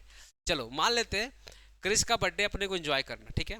तो अपने ना बैठ करके प्लानिंग कर रहे हैं कि क्रिस का बर्थडे एंजॉय करना है, तो अपने क्या प्लानिंग कर रहे हैं, कैसा प्लानिंग कर रहे हैं कि पिछली बार कैसा बर्थडे मनाया गया था, ठीक है, या उसके उसका पिछला बार कैसा बर्थडे मनाया गया था, क्रिस को उस बर्थडे में क्या पसंद आया था और क्या पसंद नहीं आया था। तो हम लोग क्या कर रहे हैं, पास्ट बर्थडेज को एनालिसिस कर रहे हैं, पास्ट बर्थडे को एनालिसिस कर रहे हैं, प्लस क्रिस के लाइक्स और डिसलाइक को आप लोग क्या कर रहे हैं, एनालिसिस कर रहे हैं, और प्लस हम लोग सोच रहे हैं ना कुछ यूनिक किया जाए, कुछ यूनिक किया जाए, ऐसा बर्थडे किया जाए जहां पे क्रिस एकदम सरप्राइज हो जाए, ठीक है। तो हमारे दिमाग में क्या हो रहा है, सब कुछ एनालिसिस चल रहा है, सब कुछ एनालिसिस चल रहा है, ठीक है ना। फिर हम लोग श्योर नहीं है, हम लोग श्योर नहीं कि बर्थडे कैसे मनाया जाए, अभी श्योर नहीं है। हम लोग क्या कर रहे हैं, बस इंफॉर्मेशन को इकट्ठा कर रहे हैं कि भैया पास्ट बर्थडे कैसे मनाया गया था, क्या पसंद आया था, क्या नहीं पसंद आया था, अभी हम लोग क्या क्या कर सकते हैं कि इसको रेस्टोरेंट पे ले जाकर केक कटवाए, या घर पे एंजॉय करे, या कहीं मूवी थिएटर में गाना बजे तो अचानक से केक कटवाना स्टार्ट कर दे। मतलब कुछ दिमाग में से चल रहा है, आया सामने हमारे दिमाग में क्या चल रहा है कि इसका बर्थडे एंजॉय करना है, बट कैसे एंजॉय करना है उसके रिगार्डिंग हम लोग बहुत सारा इन्फॉर्मेशन लेते हैं, ठीक है। कि भाई एक ऑप्शन है कि अपने रेस्टोरेंट में जा सकते हैं, मूवी थिएटर में जा सकते हैं, या पार्क में जा सकते हैं, या उसके खुद के घर पे जाके एंजॉय कर सकते हैं, या होता है ना कि रोड पे ही केक कटवाना स्टार्ट कर देते हैं। ऐसे बहुत सारे ऑप्शंस आ रहे हैं दिमाग में, और हम लोग नए नए इन्फॉर्मेशन ले रहे हैं कि और क्या क्या तरीका हो सकता है बर्थडे मनाने का, ठीक है। इसको अपने क्या इन्फॉर्मेशन ले रहे हैं, ठीक है। फिर हम लोग क्या बोले, यार कुछ समझ में नहीं आ रहा, चलो अपने अपने घर चलते हैं। फिर हम लोग एक्चुअली डिसाइड नहीं कर पा रहे, हम लोग डिसाइड नहीं कर पा रहे बर्थडे मनाना कैसे। फिर अपने अपने अपने घर गए, पर दिमाग में तो चल रहा है ना, ऐसा थोड़ी होता है कि आप किसी किसी टॉपिक पे बात करो और अगर वो टॉपिक एंड करते हो तो दिमाग से वो बात निकल जाती है, ऐसा थोड़ी होता है। दिमाग में तो चीज़ चल रहा है ना, यार अभी आइडिया मिला नहीं कि क्रिश का बर्थडे मनाना कैसे है। तो अपने क्या कर रहे हैं, अपने अपने घर तो गए पर सो रहे हैं, दिमाग में ही चल रहा है क्या कैसे कैसे उसे सरप्राइज किया जाए। फिर अचानक से ना मान लो सुजल का फोन आया अचानक से, ये मेरे दिमाग में ना एक आइडिया है, हम लोग होता ना ग्रुप कॉल, अचानक सुजल ने क्या किया, सबको ग्रुप कॉल में लिया और कॉल किया, सुन भाई मेरे दिमाग में एक आइडिया है। हम लोग बोले हाँ भाई बताओ कैसा आइडिया। बोल रहा है क्यों ना अपने क्रिश को क्या करते, बाहर लाते, अपने क्रिश को क्या करते घर के बाहर लाते, घर के बाहर लाते, और अचानक से उसको हम लोग हैप्पी बर्थडे बोलेंगे विथ केक, होता है ना अचानक से हैप्पी बर्थडे विथ केक। जैसे वो डोर खोला, अचानक से क्रिस बाहर आया और सब चिल्ला के सारे फ्रेंड बोल रहे हैप्पी बर्थडे विथ केक्स वगैरह, तो अच्छा खासा क्रिस को पसंद आएगा, ठीक है। तो अपने क्या किया ना, मतलब दिमाग में चल रहा था आइडिया, अचानक से सुजल आके बोलता है क्यों ना ऐसे करते हैं कि अचानक से क्रिस को बाहर बुलाते हैं, बाहर बुलाते हैं और बाहर बुला करके उसको अपने बोलेंगे हैप्पी बर्थडे भाई, ऐसे करके एंजॉय करते। तो फिर सुजल बोल रहा है कैसा रहेगा, हम लोग बोले हाँ यार ठीक तो है, आइडिया तो अच्छा है, क्यों ना इसको इम्प्लीमेंट किया जाए। फिर अचानक से दिमाग में आता है कि यार ऐसा करना ठीक होगा क्या, हो सकता है अगर अपने लोग चिल्लाएंगे, अपने लोग अगर चिल्लाएंगे तो हो सकता है क्रिस के फैमिली को पसंद ना आए कि रात में आके मेरे पड़ोसी के सामने चिल्ला रहा है, होता है ना भाई आसपास के पड़ोसी, कि आसपास पड़ोसी भी चिल्ला रहा है। या फिर दिमाग में आया यार हम लोग क्या घर पे 11:30 बजे रात को निकल पाएंगे, भाई क्रिस के घर जाना है तो घर से तो निकलना पड़ेगा ना, किसी के घर जा रहे हो तो आपको तो अपने घर से तो रात में निकलना पड़ेगा। तो दिमाग में आया क्या ये आइडिया सच में काम करेगा, क्या क्रिस का जो पड़ोसी लोग हैं उनको प्रॉब्लम तो नहीं होगी, क्या अपने पेरेंट्स अलाउ करेंगे। तो बाद में कंक्लूजन क्या आया, हाँ हाँ ठीक है ठीक है, पापा लोग से बात कर लेंगे, पापा तो क्रिस को जानते हैं, बोल देंगे आज उसका बर्थडे है तो हम लोग सरप्राइज रखे हैं, तो पापा लोग अलाउ कर देंगे, मम्मी लोग अलाउ कर देगी। फिर आया बात पड़ोसी का, बोला अच्छा हाँ ठीक है, पड़ोसी बता देंगे बर्थडे है, पड़ोसी बोल देंगे हाँ बर्थडे है, बर्थडे में शोरगुल तो होगा ही होगा। तो बाद में मैनेज हुआ, ठीक है अच्छा आइडिया, इसको इम्प्लीमेंट करते हैं। फिर अचानक से अब जब बात जब फिक्स हो गया तो आप क्या करेंगे, वो जो जैसा प्लान बनाया था वैसा क्या करेंगे, एग्जीक्यूट करेंगे। तो अपने लोग गए 11:49 में क्रिस को कॉल करते हैं, हेलो क्रिस। ये बोल रहा हाँ हेलो भाई, तेरा आवाज़ नहीं आ रहा, घर के बाहर आ, घर के बाहर आ, है ना, गेट खोल, आवाज़ नहीं आ रहा तेरा। तो लेट से क्रिस क्या करता है, डोर ओपन करता है, और जैसे ही क्रिस डोर ओपन करता है फिर 4 5 10 दोस्त जितने लोग हैं चिल्लाते हैं हैप्पी बर्थडे और केक के साथ। और ये लिटरली काफ़ी क्या होता है, सरप्राइज हो जाता है कि मेरे दोस्त उतने दूर से यहाँ पे आए, है ना, आए बस हमने। ये जो आपने प्रोसेस किया, ये जो आपने प्रोसेस किया, मैं इसी कहानी में तुमको एक स्टेप बता दिया। पहले क्या कर रहे थे हम लोग, तुम लोग क्या लगा मैं कहानी सुना रहा हूँ, नहीं नो मैं टॉपिक पढ़ा रहा था। अब मैं तुमको लिंक कर रहा हूँ। पहले याद अपने दिमाग में चल रहा था कि क्रिस को कैसे सरप्राइज किया जाए, इसका बर्थडे कैसे मनाया जाए। अपने क्या कर रहे थे, इसके पास्ट बर्थडे को एनालिसिस कर रहे थे, इसके लाइक्स और डिसलाइक को एनालिसिस कर रहे थे, और अपने लोग नए नए तरीका निकाल रहे थे कि और क्या क्या तरीका हो सकता है बर्थडे इंजॉय करने का। इसको बोलते हैं गैदरिंग इंफॉर्मेशन।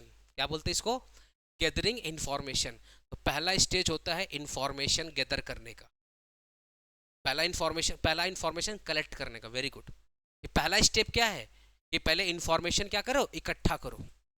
तो ये हो गया पहला स्टेप, प्रिपरेशन। प्रिपरेशन का मतलब होता है इंफॉर्मेशन को कलेक्ट करना। आया बस सामने, ओके। एक बार इंफॉर्मेशन आ गई, फिर याद अपने अपने घर चले गए थे, अपने अपने घर चले गए थे। तो जब अपने अपने घर चले गए थे तो क्या दिमाग से वो आइडिया निकल गया था, क्या नहीं, back of the mind, back of the mind वो आइडियाज दिमाग में क्या हो रहा था। अगर अपने लोग लेट से रेस्ट भी कर रहे थे तब भी दिमाग में चल रहा था यार क्रिस का बर्थडे करना है, कैसे करे कैसे करे, दिमाग में चल रहा था ना प्रोसेस। तो बैक ऑफ द माइंड वो चीज़ क्या कर रही थी, चल रही थी। तो जब प्रोसेस चलता है ना तो आपके दिमाग में बहुत सारे आइडियाज आते हैं, बट आप श्योर नहीं होते ये काम करेगा या काम नहीं करेगा। तो जो back of the mind, back of the mind जो चीज़ चल रही थी, बैक ऑफ द माइंड कि लोग अपने अपने घर गए, क्या अपने अपने हिसाब से कोई सोच रहा है, सुजल कुछ और सोच रहा है, मैं कुछ और सोच रहा हूँ, आप कुछ और सोच रहे हो। तो जो बैक ऑफ द माइंड चीज़ चल रही है ना उसको बोलते हैं इनक्यूबेशन। उसको क्या बोलते हैं, इनक्यूबेशन। फिर लास्ट में याद है सुजल फोन किया था, भाई मेरे पास मस्त आइडिया है, क्रिस को गेट के बाहर लाते हैं और चिल्लाते हैं हैप्पी बर्थडे। तो जब बहुत सारे आइडियाज में से आपको एक आइडिया अच्छा लगता है, बहुत सारा आइडिया था उसमें से आपको एक आइडिया अच्छा लगता है, उसको अपने बोलते हैं इल्यूमिनेशन। हाँ कि सुजल का आइडिया सबके आइडिया को इल्यूमिनेट कर दिया। सुजल ने बोला मेरे पास मस्त आइडिया है, जब सुजल ने अपने आइडियाज को बोला सबको पसंद आया। तो जब सबको पसंद आया तो लोग अपने अपने आइडिया को क्या किए थे, इल्यूमिनेट कर दिए, नहीं भाई सुजल का आइडिया में क्या है, दम है। लेकिन बाद में अभिजीत क्या बोलता है, भाई ये करना सही रहेगा, ये करना सही रहेगा, कहीं रात को 12 बजे क्रिस के पापा भड़क ना जाए कि मेरे गेट के सामने कौन चिल्ला रहा है कहीं उसकी पड़ोसी ना भड़क जाए, क्या हम लोग के पापा अलाउ करेंगे। तो आपका आइडिया वर्थ इट है या वर्थ इट नहीं है, काम करेगा या काम नहीं करेगा। जो हम लोग ये सोचते हैं ना उसको अपने बोलते हैं इवैल्यूएशन, कि जो हमने सोचा क्या वो सही सोचा, क्या वो काम करेगा या काम नहीं करेगा, क्या वो रिजल्ट लाएगा जो हम सोच रहे हैं। तो बाद में डिसाइड हुआ हाँ भाई काम करेगा, ठीक है, अंकल चिल्लाएंगे मना लेंगे, क्या दिक्कत है, पड़ोसी बोले आप भी केक खा लो चिल्लाओ मत, आया बात समझ। तो अपने बोले हाँ ठीक है, हाँ ठीक है, इसको बोलते हैं इवैल्यूएशन। और लास्ट में क्या था, जैसा सोचा था वैसा कर दिया, इसको क्या बोलते हैं, इम्प्लीमेंटेशन। तो कितने स्टेज थे, 5। गैदरिंग इंफॉर्मेशन पहला स्टेज, क्या बोलते हैं, प्रिपरेशन। फिर बैक ऑफ द माइंड वो चलते रहता है कैसे करना है। अच्छा जब बैक ऑफ द माइंड चलेगा ना तो आपके दिमाग में बहुत सारे आइडियाज आएंगे, बट आप श्योर नहीं है कि कौन सा वर्क करेगा और कौन सा वर्क नहीं करेगा। अचानक से सुजल बोलता मेरे दिमाग में ये वाला आइडिया काम करेगा, ये फोन करके बोलता है, इसको अपने क्या बोलते हैं, इल्यूमिनेशन, इल्यूमिनेशन। फिर आपने जो सोचा, जो आपने सोचा सच में वर्क करेगा या वर्क नहीं करेगा, उसको अपने क्या बोलेंगे, इवैल्यूएशन। और जैसा सोचा तो लास्ट में आपने वो कर दिया, इम्प्लीमेंटेशन। याद है ना, पढ़ने का जरूरत है या समझ गए, समझ गए ना। तो जब भी ये क्वेश्चन आए किसका बर्थडे याद करोगे तुम लोग, क्रिश का बर्थडे। तो बुक जिस दिन बुक तुम लोग को दूंगा यहाँ लिख देना क्रिश का बर्थडे आंसर के लिए। चलो लास्ट टॉपिक, तो लास्ट टॉपिक में 3-4 क्वेश्चन है, ठीक है। What do you mean by the family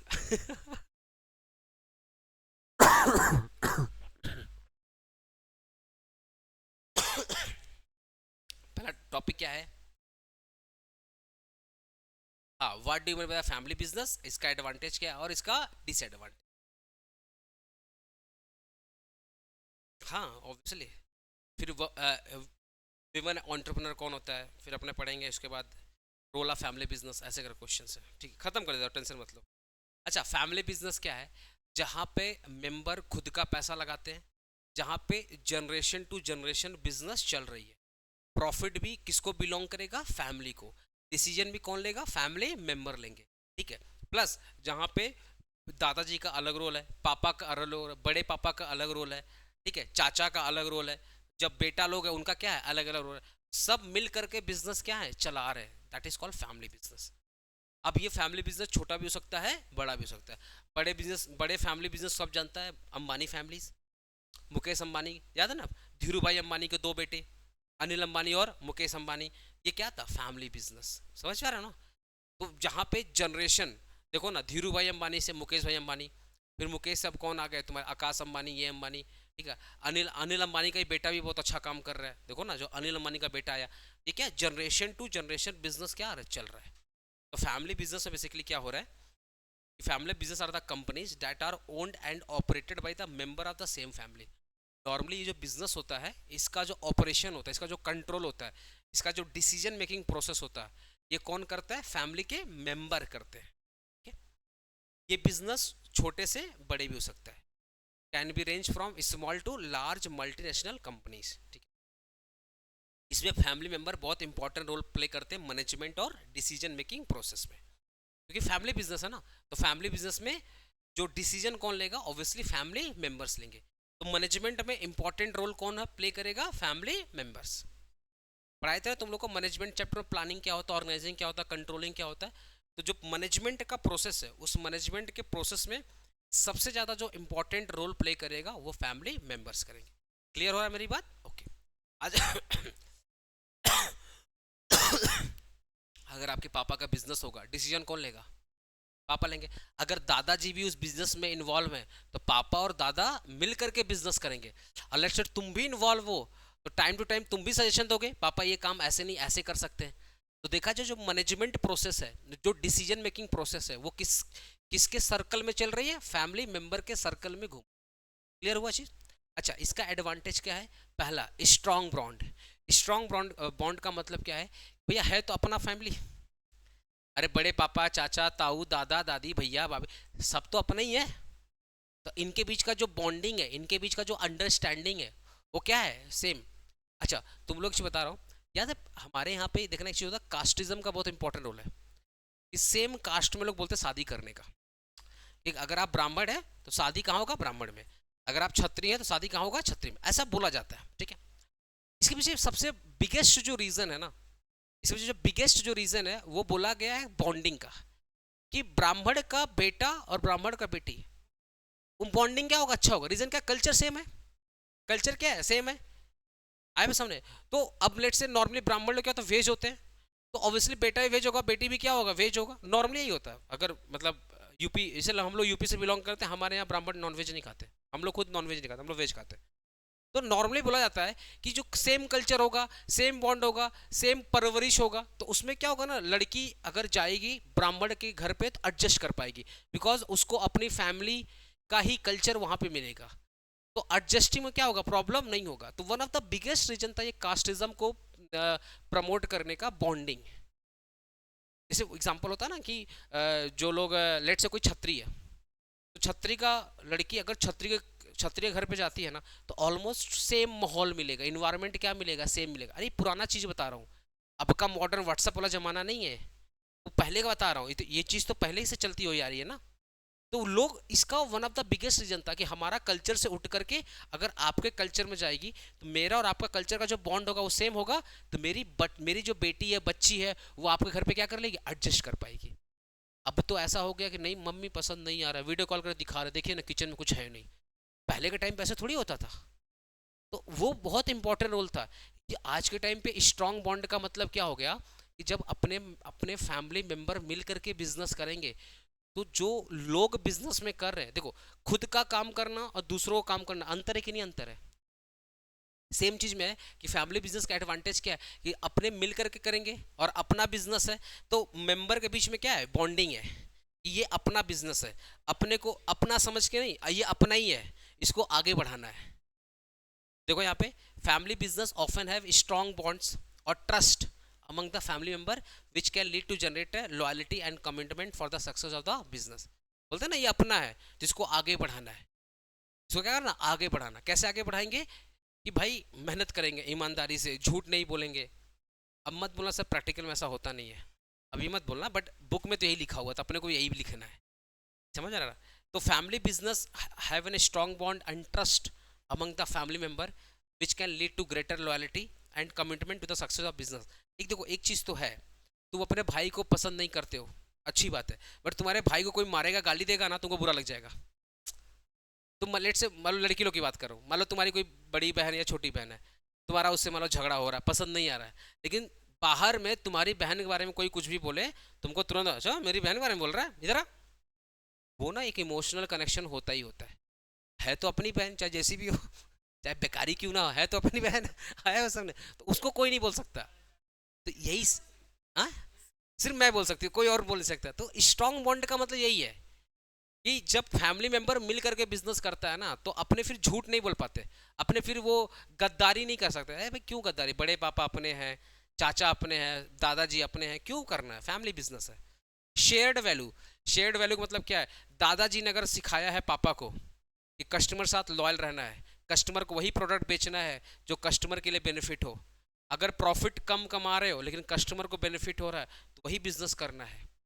आया समझ? ये होता है शेयर्ड वैल्यू कि दादाजी ने जो सिखाया पापा को, पापा ने सेम चीज सिखाया हम लोगों को। होता ना जनरेशन टू जनरेशन जो बिलीफ है, जो कॉमन वैल्यू सिस्टम, वो क्या हो रहा है, शेयर हो रहा है आपस में, है ना, पास आउट हो रहा है। फ्लेक्सिबिलिटी, यहाँ पे क्या होता है, फ्लेक्सिबिलिटी होता है, खाना खाते खाते अपने बात कर ले रहे हैं कि आज नहीं ये वाला काम नहीं वो वाला काम करेंगे। मतलब फ्लेक्सिबिलिटी का मतलब क्या, जैसे सुनो सुनो ना, मैं और मेरे पापा दोनों बिजनेस कर रहे हैं, अब लेट से दोनों बाइक में जा रहे हैं, बाइक में बात करते करते अपने मीटिंग कर लिए, कितना फ्लेक्सिबल है। लेकिन अगर एक कंपनी का मीटिंग करने करने जाओगे तो पहले सबको बुलाना पड़ेगा, डायरेक्टर को बुलाओ, मेंबर को बुलाओ, तुम लोग कंपनी लॉ बोल के एक सब्जेक्ट जब पढ़ेगा ना, बड़ा प्रोसेस है। तो family business can be more flexible and adapt to change since decision can made quickly without the need of extensive bureaucratic process. Extensive bureaucratic process का मतलब क्या है कि भैया खाना खाते खाते मीटिंग हो गया है ना, या दादाजी टहल रहे थे, दादाजी का पैर दबाते दबाते, दादाजी दुकान में ना पेंट करवाने का मन है, दादाजी हाँ बेटा करवा ले पेंट, सोचो उनका मैं पैर दबा रहा हूँ, अब पैर दबाते दबाते दादाजी से बात हो गई, मीटिंग हो गई। तो इसको क्या बोलते हैं, फ्लैक्सीबल, कि फैमिली मेंबर में खाना खाते खाते, बात करते करते, वॉक करते करते डिसीजन हो गया, जब चाहे तब हो गया। लॉन्ग टर्म परस्पेक्टिव कि फैमिली बिजनेस में हमेशा होता है कि दादाजी ने पास आउट किया पापा को, तो पापा सोचते हैं हम इतना बढ़िया बिजनेस करें कि ये बिजनेस मेरे बेटा तक जाए, ये होता लॉन्ग टर्म प्रोस्पेक्टिव। ठीक है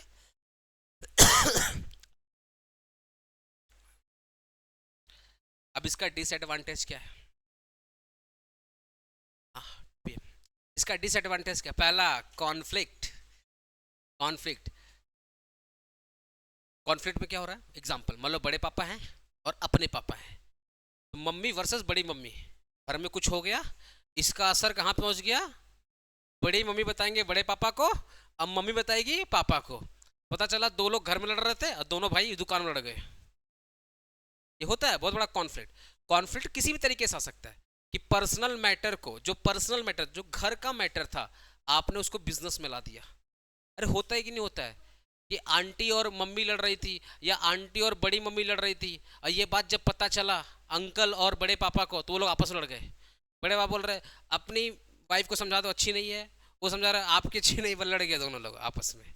तो कॉन्फ्लिक्ट होता है, एकदम रेयर कॉन्फ्लिक्ट है, सो रेयर बोल, एकदम कॉमन कॉन्फ्लिक्ट है, एकदम कॉमन कॉन्फ्लिक्ट है कि घर के मुद्दे बिजनेस बिजनेस में आ गए, पहला कॉन्फ्लिक्ट। दूसरा कॉन्फ्लिक्ट क्या है, हो सकता है बड़े पापा का जो लड़का है वो नालायक है, बड़े पापा का जो लड़का है नालायक है, गांजा फूकता है, दारू पीता है, पुड़िया खाता है, पढ़ाई लिखाई नहीं किया है, बट बड़े पापा चाहते हैं कि बिजनेस का जो मेन पर्सन हो, जो एमडी हो, जो चेयरमैन हो, या बिजनेस का जो मेन बंदा हो वो बने, पॉसिबल है क्या?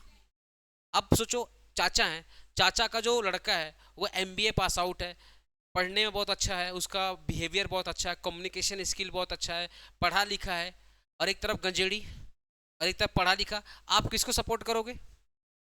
जो पढ़ा लिखा है, जो पढ़ा लिखा है। लेकिन बड़े पापा चाहते हैं कि हम बड़े हैं तो मेरा बेटा भी क्या होना चाहिए, बड़ा, मतलब मेरा बेटा भी औहदा में बड़ा होना चाहिए, डिसीजन वो लेना चाहिए। बट है तो नशा करने वाला बंदा। अब चाचा का लड़का पढ़ा लिखा है, तो कॉन्फ्लिक्ट यहाँ पे अराइज होगा नहीं अराइज होगा? भाई भाई में कॉन्फ्लिक्ट अराइज होगा। बड़ा भाई बोलेगा अच्छा तू मेरे से बड़ा हो गया, मेरे सामने तू पैदा हुआ था, तू मेरे से बड़ा हो गया, ज्यादा दो दो दो अक्षर पढ़ क्या लिया, 2 डिग्री क्या ले लिया, तू मेरे से बड़ा हो गया। पता चला भाई भाई लड़ गए। तो कॉन्फ्लिक्ट कहीं भी आ सकता है, चाहे चाहे वो डिसीजन मेकिंग का प्रोसेस हो, चाहे वो पर्सनल मैटर होते ना, घर के मुद्दे, घर में लड़ाई हो रही है, वही सेम चीज हो गया अब उसका बिजनेस में आ गया। तो कॉन्फ्लिक्ट ये पहला प्रॉब्लम है। तुम लोग समझ गया ना कॉन्फ्लिक्ट कैसे कैसे होता है? Lack of professionalism. Lack of professional का मतलब क्या है कि पापा को क्या लगता है कि बेटा कितना भी नालायक हो पर गद्दी पे उसी को बैठाएंगे। गद्दी मतलब बिजनेस का जो ओनरशिप है, बिजनेस का जो डिसीजन है वो बेटा को ही देंगे। तो यहाँ पापा क्या कर रहे हैं, पापा यहाँ पे प्रोफेशनलिज्म को फॉलो नहीं कर रहे हैं। प्रोफेशनलिज्म वही बोलता है कि अगर बेटा नालायक है बिजनेस से दूर रखो। प्रोफेशनलिज्म क्या बोलता है, अगर बेटा नालायक है तो बिजनेस से क्या रखो, दूर रखो। अगर छोटे भाई का बेटा लायक है, एज में छोटा है पर पढ़ा लिखा है, बुद्धिमान है, अच्छी कम्युनिकेशन स्किल है, इज्जत करता है, तो उसको सामने लेकर आओ और खुद के बेटा को पीछे करो और उसको बोलो तेरे को पीछे किया ना इस रीजन के वजह से, और तुम्हारा छोटे भाई को मेन पर्सन बनाया इस रीजन के वजह से। ये बोलता प्रोफेशनलिज्म। बट क्या है ना, यहाँ पे प्रोफेशनलिज्म हो नहीं पाता है क्योंकि ब्लड रिलेशन आ गया ना, कि पापा को लगता है बेटा नालायक है, ठीक है, अपना सिक्का है, कितना भी खोटा होगा अपना ही होगा। तो आप क्या कर सकते हो, बेटे को आगे कर दिए। अब आप बताओ, अगर बेटा नालायक है फिर भी आप उसको बड़ी बड़ी जिम्मेदारी दे रहे हो, क्या वो सही है? इसको बोलते हैं लैक ऑफ प्रोफेशनलिज्म। देख क्या, सक्सेशन प्लानिंग। सक्सेशन प्लानिंग का वही सेम चीज़ है कि अगर बड़े बड़े बड़े पापा का लड़का ऑब्वियसली बड़ा ही होगा, तो सबको क्या लगता है कि बड़ा बेटा ऑलवेज समझदार होगा, ऑलवेज वो डिसीजन लेगा। क्या वो सही है? नहीं। तो सक्सेशन प्लानिंग में ही बहुत दिक्कत आती है कि कौन सा जो मेंबर है वो टॉप पोजीशन में बैठेगा, कौन सा मेंबर मिडिल पोजीशन में बैठेगा, इसमें प्रॉब्लम आ जाती है। अच्छा, सक्सेशन प्लानिंग का ना बिगेस्ट एग्जांपल है अंबानी। धीरू भाई अंबानी देखना, जब बंटवारा हुआ उनकी जो माता श्री थी वो बिजनेस को क्या कर दी, अलग कर दी। कुछ बिजनेस देती मुकेश अंबानी को और कुछ बिजनेस देती अनिल अंबानी को। अब मुकेश अंबानी अपने मम्मी से भी स्मार्ट निकले, बोले कि दो भाई में झमेला हो गया, तब जाके बिजनेस अलग हुआ। मुकेश अंबानी ने क्या किया, अपने जीते जीते पहले से ही बिजनेस अलग कर दिया। आकाश अंबानी को बोल दिया तू भैया जियो संभाल, जियो और जितना भी डिजिटल वाला प्लेटफॉर्म है, जैसे जियो केयर हो गया, जियो टीवी हो गया, हॉट स्टार हो गया था ना, जियो हॉट स्टार, तो जितना भी जियो और डिजिटल जो एप्स वगैरह है वो डाल दिया आकाश अंबानी को। लड़की क्या थी, ईशा अंबानी, ईशा अंबानी को बोल दिया तुम Reliance store, Reliance fashion, trends, आप ये से संभालो। तो जितना भी ब्यूटी प्रोडक्ट है, फैशन प्रोडक्ट है, ग्रॉसरी प्रोडक्ट है, इन सब का मार्केट कौन संभाल रहा है, ईशा अंबानी जो लड़की है। और जो उनका लड़का अनंत अंबानी जिसका 75 बार शादी हुआ एक ही लड़की से, है ना, बहुत बार शादी हुआ ना आयब सर, वो जो है अनंत अंबानी, उसको पता है क्या कर दिया गया, उसको रिलायंस इंडस्ट्रीज जो पेट्रोलियम जो मेन प्रोडक्ट है उसका एग्जीक्यूटिव डायरेक्टर बना दिया गया। तो उन्होंने अपने जीते जीते ही सबको अलग कर दिया कि भैया अनंत ये संभालेगा, आकाश ये संभालेगा, ईशा ये संभालेगी। क्या अब भाई बहन झगड़ा होगा? नहीं झगड़ा होगा। लेकिन वही अगर मुकेश अंबानी यही काम नहीं करते तो बिजनेस टूटने से कोई बचा नहीं सकता। समझ रहे मेरी बात? तो सक्सेशन प्लानिंग में प्रॉब्लम आती है। दादाजी यहाँ पे इंपॉर्टेंट रोल प्ले करते हैं जो बिजनेस में बड़े होते हैं। अगर दादाजी जीते जीते सेट कर देते कि ये काम करेगा, बड़े भाई ये काम करेंगे, छोटे भाई ये काम करेंगे, ये बेटा ये काम करेगा, तब तो प्रॉब्लम नहीं होता। बट ऑलवेज क्या दादाजी ये काम करके ही गुजरेंगे क्या? ऑलवेज क्या दादाजी अपने जीते जीते ये काम कर पाएंगे? नहीं कर पाते। तो बहुत सारे बिजनेस इसलिए डूब जाते हैं कि आगे का सक्सेसर कौन होगा ये डिसाइड ही नहीं हो पाता, और जब डिसाइड होता है तब तक बहुत देर हो जाती है। समझ गया ना, ये प्रॉब्लम आती है। लास्ट में क्या है, लिमिटेड रिसोर्सेज। बिजनेस में किसका पैसा लगा, फैमिली का। क्या सारे के सारे फैमिली बिजनेस कंपनी में कन्वर्ट हो पाते हैं, क्या नहीं। मैक्सिमम बिजनेस तो लोकल लेवल पे ही काम करता है, और अपने इंडिया में ना 90% जो बिजनेस हो फैमिली बिजनेस ही है। इंडिया में जितना जितना बिजनेस तुम लोग देखते हो ना, सब फैमिली बिजनेस है। चाहे टाटा बिरला, अंबानी, हल्दीराम, सब देखो ना, फैमिली बिजनेस है।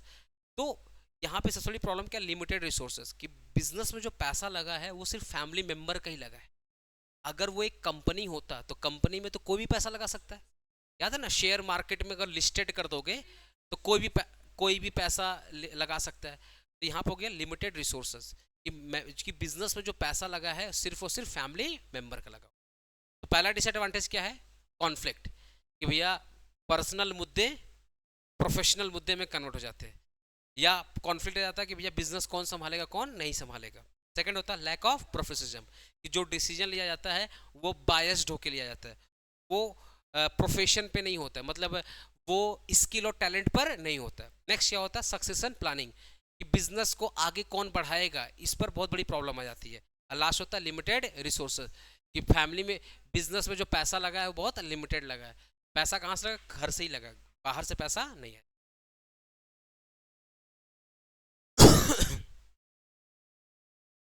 क्लास हो लगेगा क्या यार।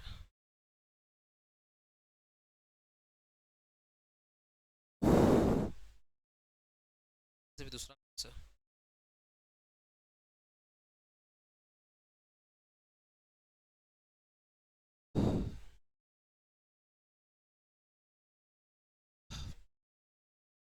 ये फैमिली वाला टॉपिक खत्म करते फिर आगे बढ़ते।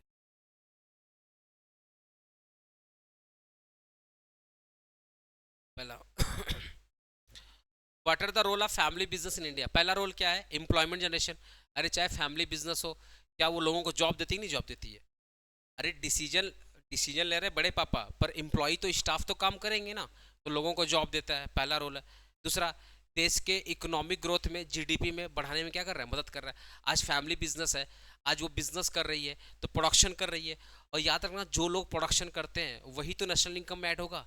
तुम लोग प्रोडक्शन नेशनल इनकम चैप्टर पढ़ा है, नेशनल इनकम पढ़ा है ना, नेशनल इनकम, उसमें देखना एक चीज़ पढ़ाया गया होगा कि जो लोग प्रोडक्शन करते हैं वही जीडीपी में ऐड होता है, और जीडीपी से ही क्या निकालते थे, एनएनपीएफसी, और एनएनपीएफसी क्या होता था, नेशनल इनकम होता था। तुम्हारा इको था तो नेशनल इनकम में तो पढ़ा होगा ना, कि जो लोग प्रोडक्शन करते हैं, जो लोग बिजनेस करते हैं, वही चीज़ कहाँ पे ऐड होता है, जीडीपी में, और जीडीपी से ही क्या होता है, नेशनल इनकम ऐड करते हैं। तो फैमिली बिजनेस भी क्या करती है, देश के इकोनॉमिक ग्रोथ में क्या करती है, मदद करती है, प्रोडक्शन करके लोगों को जॉब दे करके। नेक्स्ट हो गया preservation of culture and tradition. Family business of often preserve traditional craftsmanship, culture practice and heritage industries, promoting cultural continuity and diversity. देखना बहुत सारे फैमिली बिजनेस होते हैं ना, कि बाप दादा ने जो बोला वही हम करेंगे। जैसे एग्जांपल, कोल्हापुरी चप्पल, याद है ना, कोल्हापुरी चप्पल। आज आप महाराष्ट्र में कोल्हापुर बोल के एक जगह होता, वहां पे जाओ, उनके दादाजी चप्पल बनाते थे, वो भी चप्पल बना रहे हैं। देखना, आप छोड़ो ना, आपके एरिया में अगर कोई टेलर का काम करता था, देखना उनका बेटे भी वही काम कर रहे हैं, वो टेलर का काम कर रहे हैं। ठीक है, या आपके एरिया में कोई अगर मिठाई का शॉप था, तो दादाजी ने मिठाई का शॉप किया था, तो बेटा मिठाई का शॉप। ये क्या, अपने कल्चर को क्या कर रहे हैं, प्रमोट कर रहे हैं, कि दादाजी ने जो काम किया वही करेंगे। समझ गया ना, preservation of culture and tradition. ठीक है, आप देखोगे बहुत लोग का ना वो फैमिली बिजनेस होता है। जैसे जैसे मेरा फैमिली बिजनेस क्या था, मेरे दादाजी ने गन्ने का बिजनेस चालू किया था कोलकाता में। कोलकाता में जितना गन्ने का बिजनेस देख रहे हो ना, वो दादाजी ने मेरा चालू किया था, या नूतन बाजार से, वो उनके दोस्त मिलकर चालू किए थे। आज देखो पूरे कलकत्ता में गन्ने का बिजनेस चलता है, लेकिन मेरे बड़े पापा करते, मेरे पापा नहीं करते। तो वो क्या है कि आप अपने कल्चर और ट्रेडिशन को क्या कर रहे हैं, प्रमोट कर रहे हैं। नेक्स्ट क्या हो गया, ऑन्टरप्रनरशिप एंड इनोवेशन। आपका फैमिली बिजनेस है, आपका फैमिली बिजनेस है, टाइम टू टाइम क्या होगा, लोगों का डिमांड चेंज होगा, तो आपको क्या करना पड़ेगा, जैसा सिचुएशन है उसके हिसाब से क्या करना पड़ेगा, चेंज करना पड़ेगा, अपने प्रोडक्ट में क्या करना पड़ेगा, चेंज करना पड़ेगा। तो फैमिली बिजनेस भी देश के अंदर इनोवेशन और ऑन्टरप्रनरशिप लाता है। लास्ट में था कम्युनिटी डेवलपमेंट। ठीक है, these business often play active role in supporting and local communities through the philanthropic social initiative and job creation. Community development का मतलब क्या है, आपका बिजनेस जिस भी एरिया में रहेगा, जैसे एग्जांपल मरवाड़ीज, जो मरवाड़ीज होते हैं, देखना, जो मरवाड़ीज होते हैं वो बिजनेस तो करते ही हैं, गुजराती बिजनेस तो करते हैं, बंगाली बिजनेस तो करते हैं, बट जैसे ही कम्युनिटी की बात आती है वो उसको सपोर्ट भी करते हैं। जैसे एग्जांपल, बड़ा बाजार की बात करूं, बड़ा बाजार में बहुत सारे मरवाड़ी बिजनेस करते हैं। तो बड़ा बाजार में इनका अपना कल्चर, इनका अपना फेस्टिवल होता है, इनका अपना मंदिर है, इनका अपना हॉल है, होता है ना, मैरिज मैरिज हॉल है। प्लस ये लोग मरवाड़ीज को जॉब भी देते हैं, अदर लोग को जॉब करते हैं। और बड़ा बाजार में अगर उनकी दुकान है तो जो आसपास के लोग हैं क्या उनको जॉब दे रहे हैं कि नहीं जॉब दे रहे हैं, इसको बोलते हैं कम्युनिटी डेवलपमेंट। जो जिस कम्युनिटी से बिलोंग करता है उस पर्टिकुलर कम्युनिटी में क्या करता है, डेवलप करने में मदद। समझ रहे हो ना? ये लास्ट में क्या, these business can often play active role in supporting local communities. बस इतना, इतना ही, इतने लिखना, ठीक है। लास्ट में लाइन आता ना, it is like a being a good neighbour and, छोड़ दे लाइन काट, लाइन काट दो, बस यहीं तक लेना तुम लोग, यहीं तक, ठीक है ना? अच्छा, सोर्स ऑफ कॉन्फ्लिक्ट क्या है फैमिली बिजनेस में? कॉन्फ्लिक्ट का सोर्स क्या? पहला सोर्स है सक्सेशन प्लानिंग। बड़े पापा बोल रहे हैं मेरा बेटा गंजेड़ी है फिर भी बनेगा आगे, फिर भी वो बिजनेस को आगे बढ़ाएगा। और एट द सेम टाइम चाचा क्या बोल रहे हैं, अरे मेरा बेटा एमबीए किया, पढ़ा लिखा है, तो बिजनेस का मेन आदमी वही बनना चाहिए। हो गया लड़ाई। तो पहला सोर्स क्या है, सक्सेशन प्लानिंग, कि बिजनेस को आगे कौन बढ़ाएगा। नेक्स्ट होता है डिसीजन मेकिंग। बड़े पापा कुछ और बोल रहे हैं, पापा कुछ और बोल रहे हैं, चाचा कुछ और बोल रहे हैं। क्या सेम टॉपिक पर अलग अलग पॉइंट ऑफ व्यू हो सकता है कि नहीं हो सकता है? हो सकता है। आपस पता चला भाई लोग आपस में लड़ गया, तो जब डिफरेंस ऑफ ओपिनियन आता है तो ये वन ऑफ द सोर्स होता है कॉन्फ्लिक्ट का।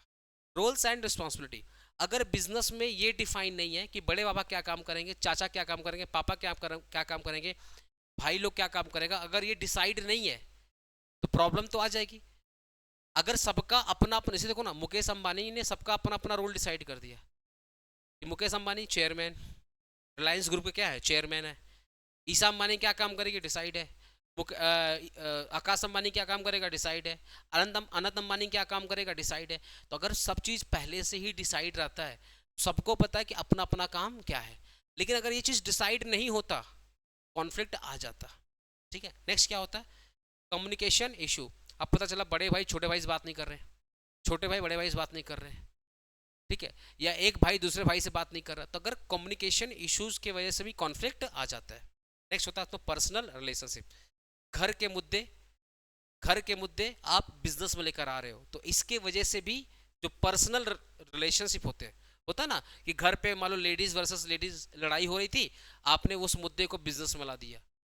बड़े पापा बोल रहे हैं चाचा को अपनी वाइफ को समझा देना, वो उस दिन ऐसा सब बोल रही थी।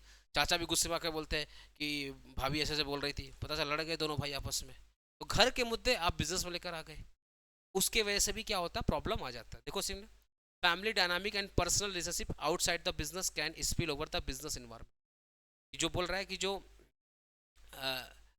रिलेशनशिप आउटसाइड द बिजनेस, मतलब फैमिली, जो फैमिली रिलेशनशिप है वो कहीं ना कहीं बिजनेस इन्वायरमेंट को करता है, स्पिल आउट करता है, कि घर के अंदर झगड़े हो रहे हैं, उसकी वजह से बिजनेस भी क्या हो रहा है, बेकार हो जा रहा है। अच्छा, इसको सॉल्व कैसे कर सकते हैं, इसको सॉल्व कैसे कर सकते हैं? पहला, ओपन कम्युनिकेशन। अगर सारे लोग में अच्छे से बातचीत हो, ईमानदारी से बात हो, सब लोग अगर एक दूसरे से झूठ ना बोले, सब लोग एक दूसरे को रिस्पेक्ट करें, तो क्या ये प्रॉब्लम सॉल्व हो सकती है? नहीं हो सकती? हो सकती है। That is called open communication. Clear roles and responsibility. अगर बड़े पापा को पता है कि मेरा क्या काम है, छोटे भाई को पता है मेरा क्या काम है, चाचा को पता है मेरा क्या काम है, अगर ये चीज़ क्लियर है, सबको पता है कि मेरा क्या क्या काम है, तो झगड़ा होने का प्रॉब्लम नहीं होगा। नेक्स्ट क्या होगा, कॉन्फ्लिक्ट रेजोल्यूशन प्रोसेस। मतलब दादाजी ने बोल दिया कि जब भी झमेला हो तो घर आना है, खाना खा लेना, खाना खाने के बाद एक मीटिंग होगी। अब मीटिंग में सब इज्जत से बात करेगा, जो भी डिसीजन लिया जाएगा, ठीक है, ओके बाय, जब ओके ओके बाय बाय, जब भी डिसीजन लिया जाएगा वो आपको मानना पड़ेगा। आया सामने, जब भी डिसीजन लिया आपको मानना पड़ेगा। तो ये दादाजी ने कस्टम बना दिया, एक तरीका बना दिया कि झगड़ा हो सकता है, पॉइंट ऑफ डिफरेंस हो सकता है, कोई बात नहीं है। चाचा कुछ और बोलना चाहते हैं, बड़े पापा कुछ और बोलना चाहते हैं, कोई बात नहीं है। आओ फैमिली डिनर साथ में करो, आफ्टर डिनर हम लोग मीटिंग करेंगे। अब मीटिंग में आराम से चाचा अपनी बात करेंगे, पापा अपनी बात करेंगे, बड़े पापा अपनी बात करेंगे, अब मिल करके डिसीजन ले लेंगे। इसको अपने क्या बोलते हैं, कॉन्फ्लिक्ट रेजोल्यूशन प्रोसेस। ये आपने बता दिया कि जब भी कॉन्फ्लिक्ट होगा तो इस तरीके से हम लोग इस प्रॉब्लम को सॉल्व करेंगे। सक्सेशन प्लानिंग, ये दादाजी ने पहले से ही बता दिया कि बिजनेस का ओनर वही बनेगा जो पढ़ा लिखा हो, जो पढ़ा लिखा हो, जो स्मार्ट हो, जो कस्टमर से अच्छे से बात करता है, जो नशा वसा नहीं करता है। अगर आपने पहले से ही क्लियर कर दिया तो आगे वही आएगा जो पढ़ा लिखा हो। दादाजी ने पहले बोल दिया कि जरूरी नहीं है कि जो बड़ा है वही आगे बढ़े, नहीं, जिसके अंदर काबिलियत होगी और जो जिस फील्ड में एक्सपर्ट है। मान लो एक एक भाई है मेरा, मान लो एक छोटा भाई है, वो बात करने में बहुत अच्छा है, तो दादाजी ने बोला देखो इसका कम्युनिकेशन स्किल बहुत अच्छा है, इसको सेल्स में डाल देंगे, होता है ना। तो दादाजी ने क्लियरली कर दिया कि डिसीजन सक्सेशन का होगा डिपेंड अपॉन द उसकी एबिलिटी, उसका स्किल, उसका नॉलेज कितना है। तो इससे भी क्या होता है, झगड़ा कहीं ना कहीं खत्म हो सकता है। लास्ट में होता है सेपरेट बिजनेस और पर्सनल रिलेशनशिप। घर का मुद्दा घर पे, बिजनेस का मुद्दा बिजनेस में। घर का जो झमेला हो रहा है उसके वजह से बिजनेस में कोई इंपैक्ट नहीं आना चाहिए। अगर ये चीज पहले से ही क्लियर है कि घर में बम फूटे पर दुकान में नहीं फूटना चाहिए, घर में फूटे घर में समझेंगे, दुकान में आएंगे एक जैसा बन के बात करेंगे। तो अगर ये पहले से ही क्लियर है कि घर का मुद्दा घर पे, बिजनेस का मुद्दा बिजनेस पे, अगर ये पहले से सेपरेट है तो कहीं ना कहीं कॉन्फ्लिक्ट खत्म हो जाएगा। तो कॉन्फ्लिक्ट खत्म होने का पहला तरीका क्या है, ओपन कम्युनिकेशन, कि सब लोग ईमानदारी से एक दूसरे से बात करें, जो भी प्रॉब्लम आ रहा समझे। नेक्स्ट क्या है, clear rules and responsibility. Conflict resolution process, जहां पर आपने पहले से ही बता दिया कि झगड़ा होने के बाद हाँ मीटिंग करेंगे। लास्ट में आपने बताया सक्सेशन प्लानिंग, जहाँ आपने बोला भैया आगे वही पढ़ेगा जो पढ़ा लिखा हो, जो समझदार हो, और डिसीजन लिया जाएगा उसके स्किल और पैशन पे, वो जिस फील्ड में एक्सपर्ट होगा उसको उसी फील्ड में डाला जाएगा। Separate business and personal. Last topic है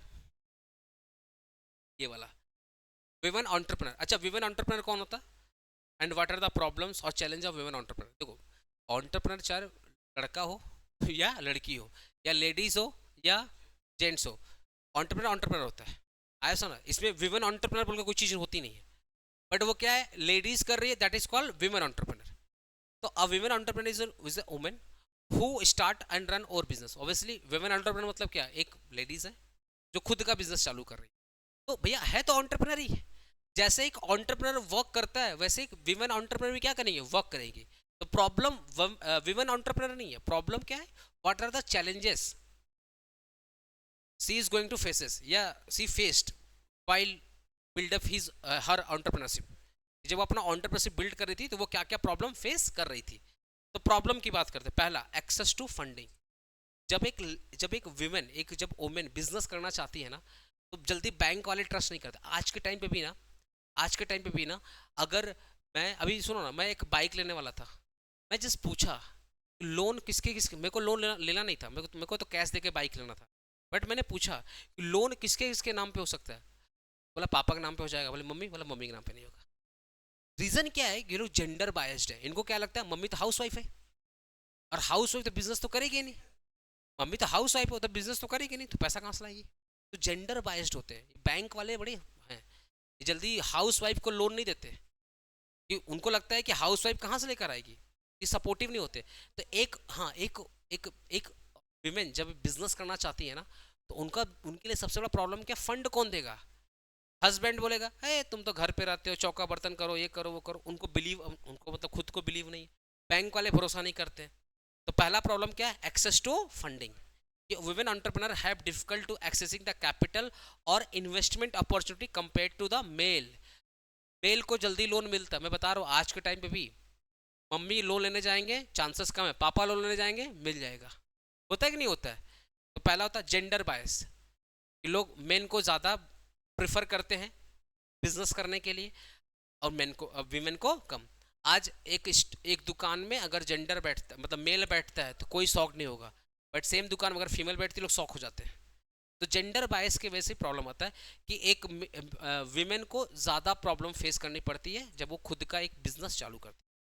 देखो ये सब चीज़ जो लिखी गई है ना, ये कहीं ना कहीं 10 साल 15 साल 20 साल पुरानी बातें। आज के टाइम पे ये चीज़ थोड़ी कम हो गई है, बट है शहर में कम देखा गया, पर गांव साइड में आज भी है। गांव साइड में ग्राम साइड में अगर तुम जाओ और घर की लेडीज अगर घर के बाहर बिजनेस करना चाहती हैं तो सोसाइटी एक्सेप्ट, परमिशन नहीं मिलता, सोसाइटी एक्सेप्ट नहीं करता है। तो गांव देहात में आज भी ये प्रॉब्लम है। Work life balance.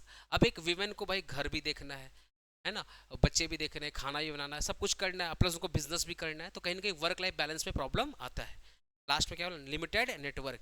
जितना नेटवर्क एक मेन बिल्ड कर पाएगा उतना नेटवर्क एक वीमेन बिल्ड करने में प्रॉब्लम आए, मतलब उनको उनका टाइम लगेगा। और ये सब प्रोसेस, ये सब जो पढ़ा रहा हूँ ना, इसका मतलब कतई ये नहीं है कि वीमेन को फंड नहीं मिलता।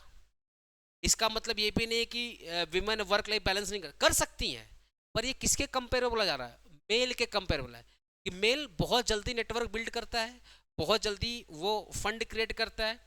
वर्क लाइफ बैलेंस का मतलब क्या, घर का काम वो कम करता है, बाहर का काम क्या करता है, ज़्यादा करता है। तो वो तो मेल के कंपेयर में बोला जा रहा है कि मेल के साथ जेंडर बायस कम होता है, फीमेल के साथ जेंडर बायस क्या होता है, ज़्यादा होता है। लिमिटेड नेटवर्क, मेल का जो नेटवर्क होता है बड़ा होता है, और फीमेल का जो नेटवर्क होता है क्या होता है, कम होता है। क्लियर हुआ ना चीज़। तो विमेन एंटरप्रेन्योर में have smaller professional network compare to men, which देखो बोले ना मेन के कंपेयर में, which can impact the access to the resource support and opportunity the collaboration. तो सिंपल से तुम लोग इतना टफ लैंग्वेज मत लिखना, मिल देना कि जो women entrepreneur have face the problem of limited network in compare to male, है ना, face the limited network problem in compare to male, ऐसे करके तुम लिख देना। लैक ऑफ रोल मॉडल, अगर रोल मॉडल निकाला जाए तो मेन के रोल मॉडल तो बहुत है, अनिल अंबानी है, मुकेश अंबानी है, एपीजे अब्दुल कलाम है, लेकिन अगर मैं बिजनेस के पॉइंट ऑफ व्यू से बोला जाए तो मेल के बहुत ज़्यादा हैं। फीमेल के जो रोल मॉडल है अभी नया नया आके आ रहे हैं, है ना, नया नया। तो फीमेल के जो रोल मॉडल वो कम है और मेल के जो रोल मॉडल है वो ज़्यादा है। रीज़न क्या है कि पहले के टाइम पे बोला गया था भाई घर का काम लेडीज़ करेंगी और बाहर का काम कौन करेगा, मेल करेगा। तो उसके वजह से मेल के जो रोल मॉडल है वो ज़्यादा है और फीमेल का जो रोल मॉडल है क्या कम है। अब बोलोगे सर रोल मॉडल का इंपॉर्टेंट क्या, रोल मॉडल का इंपॉर्टेंट होता है, बता रहा हूँ। रोल मॉडल क्या करता है, इंस्पायर करता है। अगर लेट से आप किसी को पसंद करते हो, जैसे आपको विराट कोहली बनना है, अगर आपको विराट कोहली बनना है तो कहीं ना कहीं विराट कोहली आपको क्या कर रहा है, इंस्पायर कर रहा है। तो फीमेल के पास जो ना रोल मॉडल्स वो काफ़ी कम है, जिसके वजह से फीमेल वो विजन को अट्रैक्ट नहीं कर पाती है, वो देख नहीं पाते हैं कि वो लेडीज़ अगर ये काम कर सकती है तो हम भी कर सकते हैं, ऐसा सुना है। लेकिन मेन के जो रोल मॉडल वो क्या है, ज़्यादा है। यही सेम लिखा, the lack of visible female role models and mentor in the entrepreneurship can make it harder for women to envision themselves as well successful business leader।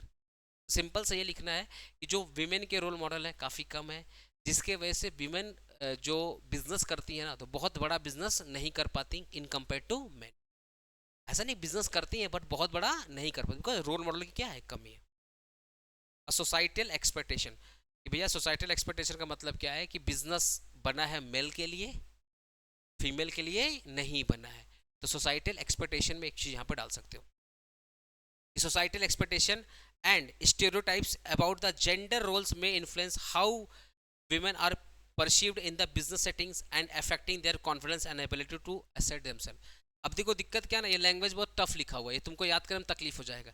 इसीलिए मैं इस बार क्या कर रहा था, लैंग्वेज थोड़ा चेंज कर रहा था, क्योंकि लास्ट टाइम स्टूडेंट बोला सर लैंग्वेज थोड़ा चेंज कर। तो जो नया बुक बनेगा ना, नए बुक में हेडिंग तो सेम रहेगा पर जो लैंग्वेज रहेगा क्या रहेगा, ईजी रहेगा। तो सोसाइटल एक्सपेक्टेशन का मतलब यहाँ पे क्या हो गया कि सोसाइटी को लगता है कि भैया मेल बिजनेस ज़्यादा अच्छा कर पाएगा, फीमेल बिजनेस उतना अच्छा नहीं कर पाएगी। तो सोसाइटी कम एक्सपेक्ट करती है कि बिजनेस ज़्यादा अच्छा मेल नहीं कर पाएगा। तो ये सब प्रॉब्लम वो फेस करते हैं। मतलब अगर एक लड़का बिजनेस करने के बारे में बोलेगा ना तो लोग बोलेंगे हाँ तुम कर लेगा, बट एक लड़की बोलेगी हम बिजनेस करना चाहते हैं तो लोग बोलेगा तुम,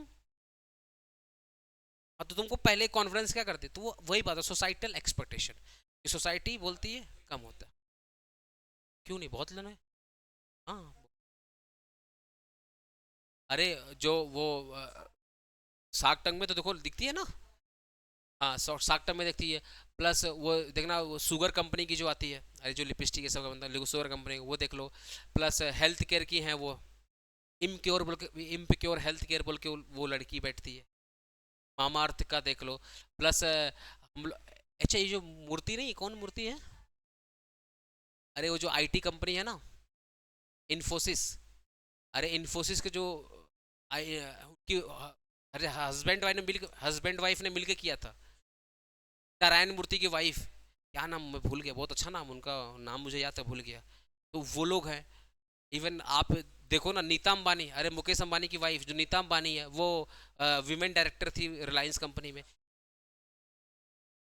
हाँ, बिजनेस का आजकल एक्ट्रेस लोग भी खुद का बिजनेस कर रही है, आजकल एक्ट्रेस लोग भी खुद का बिजनेस कर रही है। ऐसा नहीं है, बहुत सारे रोल मॉडल आ चुके हैं, बहुत सारे अभी क्या, बहुत सारे उभर के आ रहे हैं, लेकिन इन कंपेयर टू 20 साल पहले, 25 साल पहले, 50 साल पहले विमेन के रोल मॉडल बहुत कम थे और मेन के रोल मॉडल क्या थे, बहुत ज़्यादा थे। ये जो भी कुछ बोला गया, किसका लैंग्वेज में बोला गया है, मेन के कंपेयर बोला गया। लैंग्वेज टफ है, मैं बार बार बोल रहा हूँ, मैं लैंग्वेज कीजी कर दूंगा, ठीक है। तो चैप्टर 1 कंप्लीट हो गया आपका। क्या चीज़